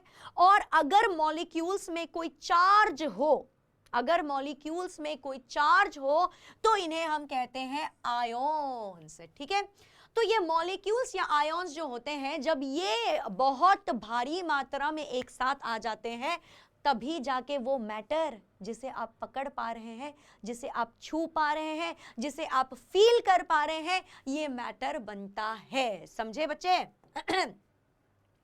गला ही खराब हो गया, इतने देर से चिल्ला चिल्ला के पढ़ा रही हूँ, इतने देर से चिल्ला चिल्ला के पढ़ा रही हूँ कि अगर आप नहीं समझे तो धिक्कार है मेरे पे। प्लीज यार बता देना अगर आप लोगों को समझ आ रहा है कि नहीं आ रहा है, बिल्कुल बता देना, मुझे बहुत खुशी होगी आपके कमेंट्स देख के। ठीक है, और अगर कोई फीडबैक है, अगर आप कुछ कहना चाहते हो कि मैम ये चीज़ अच्छा नहीं लगा, ये चीज़ आप और अच्छे से पढ़ा दीजिए, ये चीज़ आप थोड़े और अच्छे से बता दीजिए, तो प्लीज़ ज़रूर बताना। और इस वीडियो को लाइक कर देना, अपने दोस्तों के साथ शेयर कर देना, और सब्सक्राइब तो कर ही देना यार, नया चैनल है, नए में अगर आप सपोर्ट नहीं करोगे ना तो देखो बाद में तो चैनल शायद बड़ा बन ही जाए, बाद में तो शायद बच्चे और जान ही जाए, लेकिन अभी इस वक्त आपकी सपोर्ट हमारे लिए सबसे ज़्यादा ज़रूरी है, प्लीज़ सपोर्ट कर देना। ठीक है, अब हम पढ़ते हैं जरा कि एक मॉलिक्यूल क्या होता है। मॉलिक्यूल क्या होता है? अभी मैंने बोला कि एटम्स जब जुड़ते हैं, जैसे कि शादी होती है तो वो क्या बन जाते हैं? वो स्पाउस बन जाते हैं, हस्बैंड वाइफ बन जाते हैं। तो एटम्स जब जुड़ते हैं, जब वो कंबाइन करते हैं तो उन्हें हम मॉलिक्यूल बोलते हैं। तो मॉलिक्यूल क्या होती है? मॉलिक्यूल इन जनरल अधिकतर वक्त आपको दिखेगा कि वो एक ग्रुप ऑफ एटम्स है। वो क्या होती है? एक ग्रुप ऑफ एटम्स होती है जो कि केमिकली बॉन्डेड होती है। अब शादियों में क्या होता है कि आप लीगली बॉन्डेड होते हो, आपने लॉयर बुलाया होता है, आपने साइन कर देना होता है, इंडियन गवर्नमेंट को आपने जो है उसको इनको इन्वॉल्व कर दिया है, और साथ ही में आपकी पूरी फैमिली भी इन्वॉल्व हो गई है। यहां आपको केमिकली बॉन्डेड होना पड़ता है, आपने केमिकल लॉज को इन्वॉल्व करनी होती है यहां पे। और जब आप केमिकल लॉज को इन्वॉल्व करते हो, जब वो टाइटली एक अट्रैक्टिव फोर्स के द्वारा इकट्ठे आ जाते हैं, तो वो मॉलिक्यूल बन जाते हैं। अब आप देखो यहाँ पे कि एक मॉलिक्यूल जो है वो स्मॉलेस्ट पार्टिकल होती है किसी एलिमेंट की, जो इंडिपेंडेंटली रह सकता है। यही तो बात है बच्चा, जब आप ना 12th के बाद जब आप घर से बाहर निकलते हो तो आपके मम्मी पापा को कितनी परेशानी होती है ना, कि बेटा खाना खाया, बेटी आज आप बाहर तो नहीं गए, बेटा आपने घर आने के बाद, आपने हॉस्टल आने के बाद फोन ही नहीं किया, आपके हॉस्टल में खाना तो ढंग से मिल रहा है ना, आपने ये तो कर लिया ना, होमवर्क असाइनमेंट तो कर लिया, कॉलेज जा रहे हो ना बेटा, असाइनमेंट कर लिया ना। ये सारी चिंताएं मम्मी पापा को होती है। लेकिन एक बार जब आपकी शादी हो जाती है ना, फिर मम्मी पापा को लगता है कि चलो हमारा बेटा बड़ा हो गया, अब हमारा बेटा जो है ना अकेले भी रह जाएगा। एक्चुअली में ऐसा होता नहीं है। एक बार आपने कॉलेज वॉलेज कर लिया, आपकी नौकरी लग जाती है ना, फिर पेरेंट्स थोड़ी सी चिंता आपकी छोड़ देते हैं। तो कुछ ठीक इसी तरह एटम्स तो बहुत ही छोटे होते हैं, लेकिन ये एटम जब एक साथ आके मॉलिक्यूल्स बन जाते हैं, मॉलिक्यूल्स आने के बाद ये केमिस्ट्री में ये थोड़े से बड़े हो जाते हैं। और केमिस्ट्री में मॉलिक्यूल्स जब अकेले रह भी जाते हैं ना, तो वो रह सकते हैं अकेले, इनको ज्यादा दिक्कत नहीं होती। ठीक है, ये smallest particle of an element होते हैं या कंपाउंड होते हैं जो इंडिपेंडेंटली, मतलब अकेले ये जी सकते हैं, अकेले ये रह सकते हैं, और तो और ये सारी प्रॉपर्टीज भी शो करती है। मतलब अगर एक पानी का मॉलिक्यूल ले लो ना, तो उसकी भी प्रॉपर्टी होगी कि वो किसी भी कपड़े को गीला कर सकती है, उसकी भी प्रॉपर्टी होगी कि वो बहना चाहेगा। अगर आप एक ऑक्सीजन के मॉलिक्यूल को ले लो, तो वो ऑक्सीजन आपको सांस लेने में मदद करेगा, वो उसकी प्रॉपर्टी है और वो करेगा। उस ऑक्सीजन के एक मॉलिक्यूल को ले लो, वो आग को जलाने में मदद करेगा, क्योंकि वो उसकी प्रॉपर्टी है। समझ रहे हो मैं क्या कहना चाह रही हूँ, तात्पर्य समझ रहे हो? Very good. चलो बच्चा चमका, नीचे कमेंट में लिख देना। ठीक है, आगे बढ़ती हूँ। Atoms of the same element of different elements can join together to form molecule। मैं ये कहना चाह रही हूँ कि atoms of the same element मतलब एक ऑक्सीजन दूसरे ऑक्सीजन के साथ जुड़ सकता है और ये बना सकता है एक O2 मॉलिक्यूल। ठीक है, और अगर मैं डिफरेंट एलिमेंट लेना चाहूँ, तो मान लो मैंने हाइड्रोजन ले लिया, मैंने ऑक्सीजन ले लिया, ये बन जाएगा आपका H2O। मान लो मैंने कार्बन ले लिया, मैंने ऑक्सीजन ले लिया, ये बन सकता है कार्बन मोनोऑक्साइड, कार्बन डाइऑक्साइड भी बन सकता है। तो ऐसी चीजें हो सकती है। और ये रहे काफी सारे मॉलिक्यूल। आप देखिए, इसे कहते हैं मीथेन, जिसको हम क्लास 10th में कार्बन एंड इट्स कंपाउंड्स में पढ़ेंगे। ये होता है आपका वाटर मॉलिक्यूल, ये है आपका कार्बन डाइऑक्साइड का मॉलिक्यूल। तो ये क्या है बच्चा, ये एक कंपाउंड है, ये एक कंपाउंड है। क्यों कंपाउंड है? क्योंकि इसमें कार्बन भी है, हाइड्रोजन भी है। ये भी एक कंपाउंड है, ये भी एक कंपाउंड है। क्यों है बच्चा? क्योंकि इसमें ऑक्सीजन है, इसमें हाइड्रोजन है, मतलब दो अलग अलग तरीके के एलिमेंट हैं। ये भी एक कंपाउंड है। क्यों कंपाउंड है बच्चा? क्योंकि इसमें कार्बन है और इसमें ऑक्सीजन है, मतलब इसमें दो तरह के एलिमेंट है। और ये क्या है? ये है आपके एलिमेंट्स के मॉलिक्यूल। ये क्या है? ये मॉलिक्यूल्स है एलिमेंट्स में, क्योंकि ऑक्सीजन ऑक्सीजन। ये है आपका sulphur sulphur sulphur sulphur sulphur sulphur sulphur sulphur. मैं क्वीन लगना चाहती हूँ आज। ये देखो देखो देखो देखो देखो, ये मेरा क्राउन है। क्राउन लग रहा है ये? इसमें ना 8 सल्फर होते हैं, इसमें 8 सल्फर होते हैं, और ये S8 करके एक सल्फर का मॉलिक्यूल है, वो है ये। और ये देखो, ये है ओजोन। वो जो कोविड के दौरान कह रहे थे लोग कि ओजोन जो है रिपेयर हो रहा है, ओजोन जो है रिपेयर हो रहा है, ये वही ओजोन है। इसमें 3 ऑक्सीजन है और ये भी एक एलिमेंट का ही मॉलिक्यूल है। समझ आ गया होगा? आगे बढ़ते हैं। आओ चलो अब कुछ कैलकुलेशन करते हैं मॉलिक्यूलर मासेस की। ठीक है, कुछ मॉलिक्यूल्स लेंगे हम और उनके मासेस को जरा हम कैलकुलेट करेंगे। तो सबसे पहले मैं एक टफ वाला ही आपको देना चाहूंगी। ये देखिए C6H12O6। बच्चा थोड़ा याद रखना पड़ेगा, अगर आपको याद ना हो तो मैं बता देती हूँ कि एक कार्बन का वजन होता है 12, हाइड्रोजन का होता है 1, ऑक्सीजन का होता है बच्चे 16। तो चलो आओ कैलकुलेट करें। तो यहाँ पे कितने कार्बन दिख रहे हैं? मतलब 6 इंटू कार्बन कर दो, फिर आप क्या करो 12 कर दो, इंटू हाइड्रोजन कर दो, और आपको क्या करना है 6 इंटू ऑक्सीजन कर दो। तो क्या मिलेगा हम लोगों को? हमें मिलेगा 6 into 12 plus 12 into 1 plus 6 into वहां लिख रखा है 16। अब जरा इसको कैलकुलेट करो, 6 इंटू 12 कितना होगा बच्चा? 6 2 12, 1 6 1 6, 72, 72 प्लस 12 प्लस 6 6 36, यहाँ पे 3 6 1 6 7 8 9, और इसे ऐड करोगे तो क्या मिल जाएगा? इसे ऐड करोगे तो क्या मिलेगा आपको? मिल जाएगा 180। ठीक है, अब ठीक इसी तरह आपको मैं एक एक्सरसाइज देती हूं, इसका आप मुझे कमेंट सेक्शन में बताएंगे। मेरे को कमेंट सेक्शन में इस मॉलिक्यूल का मास जानना है, ये आप मुझे बताएंगे। तो ये रहा कॉपर। कॉपर का मास क्या होता है बच्चा? कॉपर का मास जो है वो आप पीरियोडिक टेबल से जान के बताएंगे। यस, लेकिन मैं बता देती हूँ, चलो कॉपर का मास होता है एक्चुअली 63.5, 63.5 कॉपर का मास होता है। ठीक है, सल्फर का क्या मास होता है बच्चा? सल्फर का होता है आपका 32। ठीक है, सल्फर का होता है 32, और ऑक्सीजन का आपको पता है 16 होता है। ठीक है, तो ये सारा आप कैलकुलेट करके मुझे आंसर चाहिए, कमेंट सेक्शन में जरूर बताना मुझे। ठीक है, चलो आगे बढ़ते हैं। अब हमारे पास आता है फॉर्मूला यूनिट मास। अभी तक जो मैंने कैलकुलेट किया था वो था मॉलिक्यूलर मास।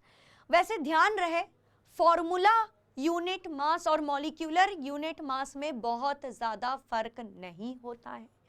लेकिन अगर मैं बताऊं, देखो ध्यान से सुनना, एक फॉर्मूला यूनिट मास जो होती है किसी सब्सटेंस की, वो क्या होती है? वो एटॉमिक मासेस की सम होती है। सम मतलब जोड़ दो सारे एटॉमिक मासेस को, तो जो मिलेगा वो आपका फॉर्मूला यूनिट मास। लेकिन क्या होता है इसमें कि ये जो है इसे हम एग्जैक्टली वैसे ही कैलकुलेट करते हैं जैसे हमने मॉलिक्यूलर यूनिट का मास कैलकुलेट किया है। लेकिन मैं आपको डिफरेंस बताती हूँ। देखो, आपने अगर NaCl लिया ना, सोडियम क्लोराइड अगर लिया, तो सोडियम क्लोराइड की फॉर्मूला भी यही है, सोडियम क्लोराइड की फॉर्मूला भी यही है, और मॉलिक्यूल भी यही है। लेकिन अगर मैं जरा यहां पीछे जाऊं, वापस जाओ, तो ये है आपका C6H12O6। अब बताओ मुझे कि 6 इंटू 2 12 होता है, इसका फॉर्मूला यूनिट हो सकता है 6H2O। और जब आप ये कैलकुलेट करोगे, जब आप इसका मास कैलकुलेट करोगे, तब आपको मिल जाएगा फॉर्मूला यूनिट मास। समझ रहे हो मेरे बच्चे? तब आपको मिलेगा फॉर्मूला यूनिट मास। ठीक है, ये डिफरेंस होता है। अब हम आते हैं कि बच्चा आयन क्या होता है। मैडम जरा बता दीजिए मैम, आयन क्या होता है? आओ चलो बता देती हूँ। जो कंपाउंड्स होते हैं ना, जिसमें कि एक मेटल होता है और एक नॉन मेटल होता है। सबसे आसान एग्जांपल होता है बच्चा NaCl। देखिए, NaCl को अगर आप तोड़ देंगे तो आपको पता चलेगा कि सोडियम में एक पॉजिटिव चार्ज है और क्लोरीन में एक नेगेटिव चार्ज है। तो ये जो एटम है जिसके साथ एक पॉजिटिव चार्ज है, क्यों है? क्योंकि इस एटम ने ना एक इलेक्ट्रॉन इसको डोनेट कर दिया था। ये एक इलेक्ट्रॉन डोनेट करने के बाद इस पे जो चार्ज आ गया, और इसी वजह से ये एक आयन बन गया। ये कैसा आयन बना? ये एक पॉजिटिव सा आयन बना। कैसा आयन बना? ये एक पॉजिटिव सा आयन बना, और इस पॉजिटिव आयन का नाम होता है कैटायन। क्या होता है? कैटायन। और इसने, क्लोरीन ने जब एक इलेक्ट्रॉन ले लिया तो ये बन गया नेगेटिव आयन। ये क्या बन गया? ये बन गया है एक नेगेटिव आयन। और जब ये एक नेगेटिव आयन बना तो इसका नाम हमने रख दिया है एनायन। इसका नाम क्या रख दिया हमने? एनायन रख दिया। और यही चीजें यहाँ पे लिखी हुई है। ठीक है, अब मान लेते हैं कि आयन्स में consist of a single charge atom और अ ग्रुप ऑफ एटम्स। मान लो कि मैंने लिखा SO4। अब क्या आपको पता है कि सल्फर, ये जो है ना SO4 के साथ एक इस तरह का चार्ज होता है 2-, और इसीलिए ये क्या कर सकता है? H+ के साथ जुड़ सकता है, वो भी 2 H+ के साथ जुड़ने के बाद ये बनाता है आपका सल्फ्यूरिक एसिड H2SO4। तो ये क्या है? ये एक पॉली एटॉमिक आयन है। क्या है ये? ये है एक पॉली एटॉमिक आयन। ठीक है, अब मानते हैं बच्चा कि आप लोगों को ना केमिकल फॉर्मूला लिखना है। तो आप केमिकल फॉर्मूला कैसे लिखेंगे?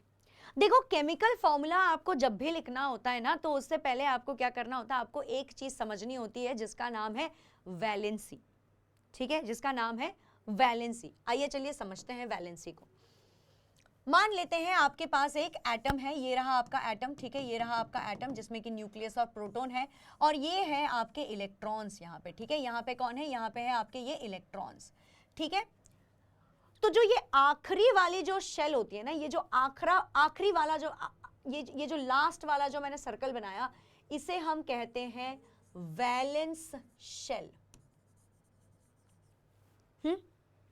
इसे हम कहते हैं वैलेंस शेल। इस वैलेंस शेल में जो इलेक्ट्रॉन्स है, इस वैलेंस शेल में जितने भी इलेक्ट्रॉन्स हैं, इनका टेंडेंसी होता है, ये हमेशा चाहते हैं कि भैया मेरे पास या तो 2 इलेक्ट्रॉन्स हो, या तो मेरे पास 2 इलेक्ट्रॉन्स हो, या तो मेरे पास 8 इलेक्ट्रॉन्स हो। तो जब इनके पास 8 इलेक्ट्रॉन होता है तो हम कहते हैं कि इन्होंने ऑक्टेट रूल पूरा कर दिया, और जब इनके पास 2 इलेक्ट्रॉन होता है तो हम कहते हैं कि इन्होंने डुप्लेट रूल पूरा कर दिया। इनकी चाहत हमेशा यही होती है कि इनके पास 8 इलेक्ट्रॉन आ जाए और बस इनके जिंदगी में स्टेबिलिटी आ जाए, बस 8 इलेक्ट्रॉन चाहिए, स्टेबिलिटी चाहिए इनको। अब देखो क्या होता है कि मान लो इसके पास यहाँ पे ये जो मैंने एटम बनाया, इसके पास यहाँ पे ये 1 इलेक्ट्रॉन है, यहाँ पे ये 1 इलेक्ट्रॉन है, यहाँ पे एक और इलेक्ट्रॉन है, तो 1 2 3 हो गया, ये हो गया है 4, ये हो गया है 5, ये हो गया है 6, तो 6 इलेक्ट्रॉन है इसके पास। अब इसको अगर वो 8 इलेक्ट्रॉन वाली जो चाहत है इसकी, उस 8 इलेक्ट्रॉन वाले चाहत को पूरा करने के लिए इसको कितने इलेक्ट्रॉन्स और चाहिए? इसको चाहिए 2 इलेक्ट्रॉन और, 2 इलेक्ट्रॉन और चाहिए। और इन्हीं 2 इलेक्ट्रॉन को पाने के लिए ये क्या करेगा? ये पागलों की तरह घूमता रहेगा कि कोई है जो मुझे 2 इलेक्ट्रॉन दे दे, कोई है जो मुझे 2 इलेक्ट्रॉन दे दे। और जैसे ही कोई इसे मिल जाएगा 2 इलेक्ट्रॉन देने वाला, ये कंबाइन कर जाएगा, कंबाइन करके एक कंपाउंड बना लेगा। और जो ये 2 इलेक्ट्रॉन है, क्या इसे मैं इसकी कंबाइनिंग पावर बोल सकती हूँ? क्या मैं कह सकती हूँ कि ये 2 इलेक्ट्रॉन जो है ये इसकी कंबाइनिंग पावर है? मतलब 2 से ज्यादा तो ये नहीं ले सकता, 2 से कम लेगा तो भी ये पागल मारा घूमता रहेगा, बोलो चमका चमका, ठीक है। तो ये इसकी कंबाइनिंग पावर है, और इसी कंबाइनिंग पावर को हम कहते हैं वैलेंसी। क्या कहते हैं? वैलेंसी। तो दोबारा बताती हूं बच्चा, लास्ट जो आखिरी वाला जो गोला है उसे कहते हैं वैलेंस शेल। वैलेंस शेल में हर एक एटम की चाहत होती है कि या तो 2 इलेक्ट्रॉन रहे या तो 8 इलेक्ट्रॉन रहे। अगर 2 रहा तो हम कहते हैं कि इसने डुप्लेट रूल पूरा कर लिया, अगर इसके पास 8 इलेक्ट्रॉन है तो हम कहते हैं कि ऑक्टेट रूल पूरा कर दिया। ऑक्टेट रूल ही ज्यादा ये कोशिश करता है, डुप्लेट रूल बहुत छोटे वाले जो एटम होते हैं जैसे कि हाइड्रोजन या हीलियम या फिर लिथियम जो है, ये सारे कोशिश करते हैं कि ये डुप्लेट रूल फॉलो करे। बाकी के सारे एटम्स जो होते हैं वो ऑक्टेट ही पूरा करते हैं। इस ऑक्टेट में इन्हें 8 इलेक्ट्रॉन चाहिए। 8 इलेक्ट्रॉन के लिए ये क्या करते हैं? ये या तो इलेक्ट्रॉन्स ले लेते हैं, या तो इलेक्ट्रॉन दे देते हैं, या तो इलेक्ट्रॉन शेयर कर लेते हैं। जब ये लेते हैं या देते हैं इलेक्ट्रॉन्स को तो ये एक आयोनिक कंपाउंड बनाते हैं, और अगर इन्होंने शेयर किया तो ये कोवलेंट कंपाउंड बनाते हैं। उसके बारे में खैर बाद में बात करेंगे। लेकिन जितने इलेक्ट्रॉन्स इन्हें चाहिए, या फिर जितने इलेक्ट्रॉन्स इन्हें मतलब इन्हें दे देना है, या फिर जितने इलेक्ट्रॉन्स के वजह से ये शेयर करके कंपाउंड बना रहे हैं, उसे हम कहते हैं कंबाइनिंग पावर, और उस कंबाइनिंग पावर को कहते हैं वैलेंसी। एक एग्जांपल देती हूं बच्चा, इस ऑक्टोपस के पास देखो 1 हाथ है, 2 हाथ है, 3 हाथ है, 4 हाथ है, 5 हाथ है और 6 हाथ है, ठीक है। अगर इसके पास 6 हाथ है, और अगर ये चाहता है, अगर एक इंसान चाहता है कि इस ऑक्टोपस के सारे हाथों को मैं पकड़ लूं, लेकिन हमारे पास तो 2 ही हाथ है, तो आपको कितने इंसान चाहिए होंगे? आपको 1, 2 और 3 इंसान चाहिए, ठीक है।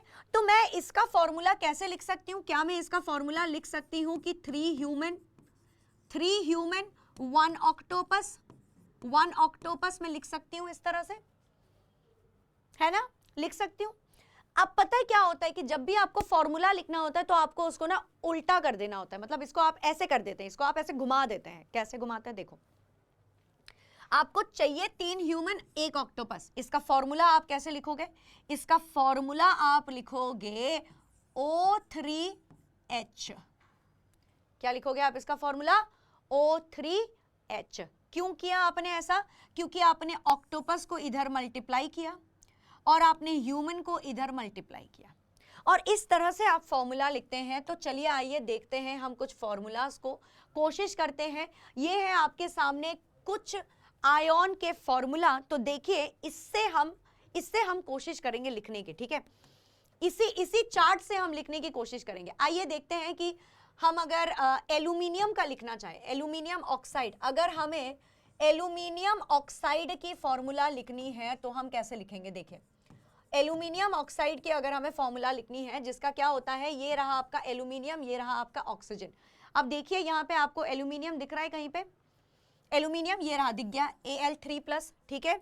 और कहीं पे आपको ऑक्सीजन दिख रहा है यहाँ पे, ये देखिए ऑक्साइड O2-, तो ये होता है Al+3, ये होता है O2-। क्या करना है आपको? उल्टा उल्टा कर देना है, इसको इधर मल्टीप्लाई कर देना है, इसको इधर मल्टीप्लाई कर देना है, मतलब ये बन जाएगा Al2O3। By the way formula में आप कभी चार्ज नहीं लिखते हैं, फॉर्मूला में आप कभी चार्ज नहीं लिखते हैं।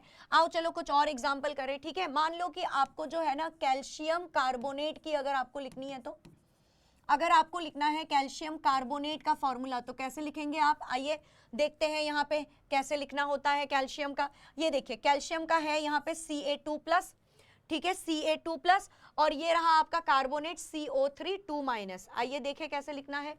कैल्शियम का क्या है? कैल्शियम का है Ca2+, कार्बोनेट का है CO3 2-। ये तो पूरा पूरा है। यहाँ पे भी क्या करना है हमें? इससे इसको मल्टीप्लाई कर देना है, टोई, इससे इसको मल्टीप्लाई कर देना है, टोई। तो ये क्या बन जाएगा? ये बन जाएगा Ca2, ये भी बन जाएगा CO3 2। अब 2 और 2 तो कैंसिल हो सकता है, -2 + 2 तो कैंसिल हो सकता है, तो इसका फॉर्मूला बन जाएगा CaCO3। ठीक है, समझ आ गया बच्चे? ओके, अब एक और करके देखें क्या? एक और करके देखें क्या? आओ चलो देखते हैं। ये देखो यहाँ पे है आपके पास हाइड्रोजन, ठीक है, और यहाँ पे है आपके पास है सल्फेट। आओ चलो ले देखते हैं, ठीक है, आओ आओ देखते हैं सल्फ्यूरिक एसिड का फॉर्मूला आप कैसे लिखेंगे? सल्फ्यूरिक एसिड का आप फॉर्मूला कैसे लिखेंगे? सल्फ्यूरिक एसिड में क्या होता है? सल्फ्यूरिक एसिड में आपके पास होता है H+ और आपके पास होता है यहाँ पे SO4 2-। ये तो होल है, ये तो होल है, पूरा पूरा है, ये है ना? हाँ, तो देखिए यहाँ पे क्या करना है आपको?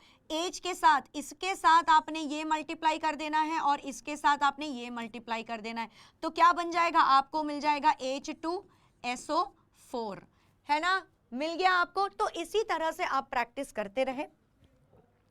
ये जो चार्ट है, इस चार्ट को सामने रख के कुछ ऐसे आप कंपाउंड्स ले लीजिए और इससे आप प्रैक्टिस करते रहे।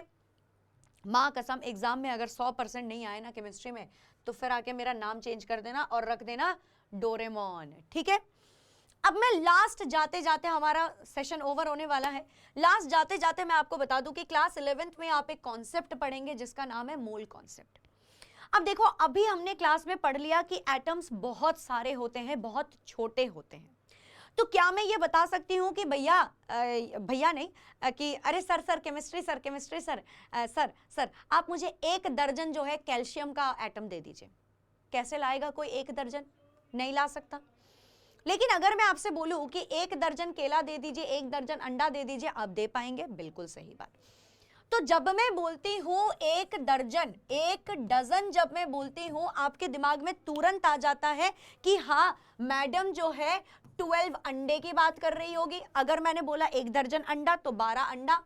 अगर मैंने बोला 1 दर्जन केला तो आप बोलेंगे हाँ जी मैडम, इसका मतलब है 12 केला। अगर मैं बोलूं 1 दर्जन ब्रेड ले आए तो आप क्या बोलेंगे? आप बोलेंगे कि हाँ जी मैडम, आप 12 ब्रेड के बारे में बात करिए, ठीक है। अगर मैं बोलूं 1 दर्जन ट्रेन ले आओ, सोचो 1 दर्जन ट्रेन, 1 दर्जन ट्रेन का मतलब क्या हो जाएगा? 12 ट्रेन हो जाएगा, 12 ट्रेन हो जाएगा। अगर मैंने बोला 1 दर्जन टी शर्ट ले आओ तो क्या बोलोगे? आप बोलोगे कि हाँ जी मैडम, ये तो 12 टी शर्ट हो गया है, समझ आ गया है, ठीक है। अगर मैं बोलूं 1 दर्जन जानू सर ले आइए तो क्या बोलोगे? आप बोलोगे कि 12 अभिषेक सल आ गए हैं। अभिषेक सल आपको कितने चाहिए? अभिषेक सल कितने चाहिए आपको? 12 अभिषेक सल चाहिए, ठीक है। अगर मैं बोलूं 12, 1 दर्जन प्रियल मैम ले आइए, 1 दर्जन राहुल धाकर सर ले आइए, 1 दर्जन द्विवेदी सर ले आइए, तो सबका आप 12-12 लेके आ जाओगे। Very good.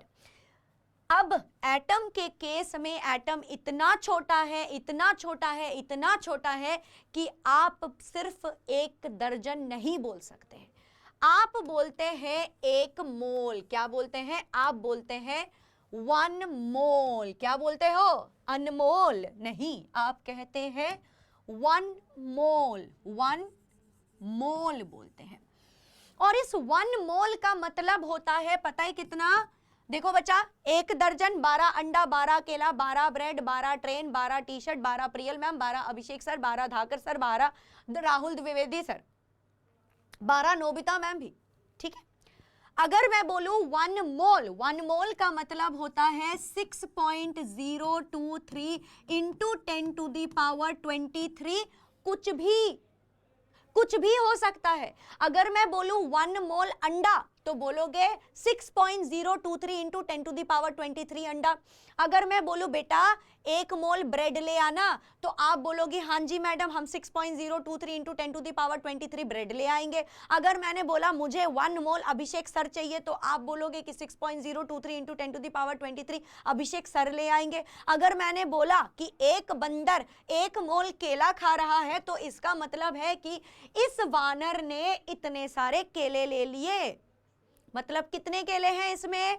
1 मोल। बनाना का मतलब क्या है? 1 मोल बनाना का मतलब है 6.023 इंटू 10 टू दी पावर 23। इतने सारे केले ये तो वानर अकेले नहीं खाएगा, ये तो वानर सेना आप सबको बुला लाएगा।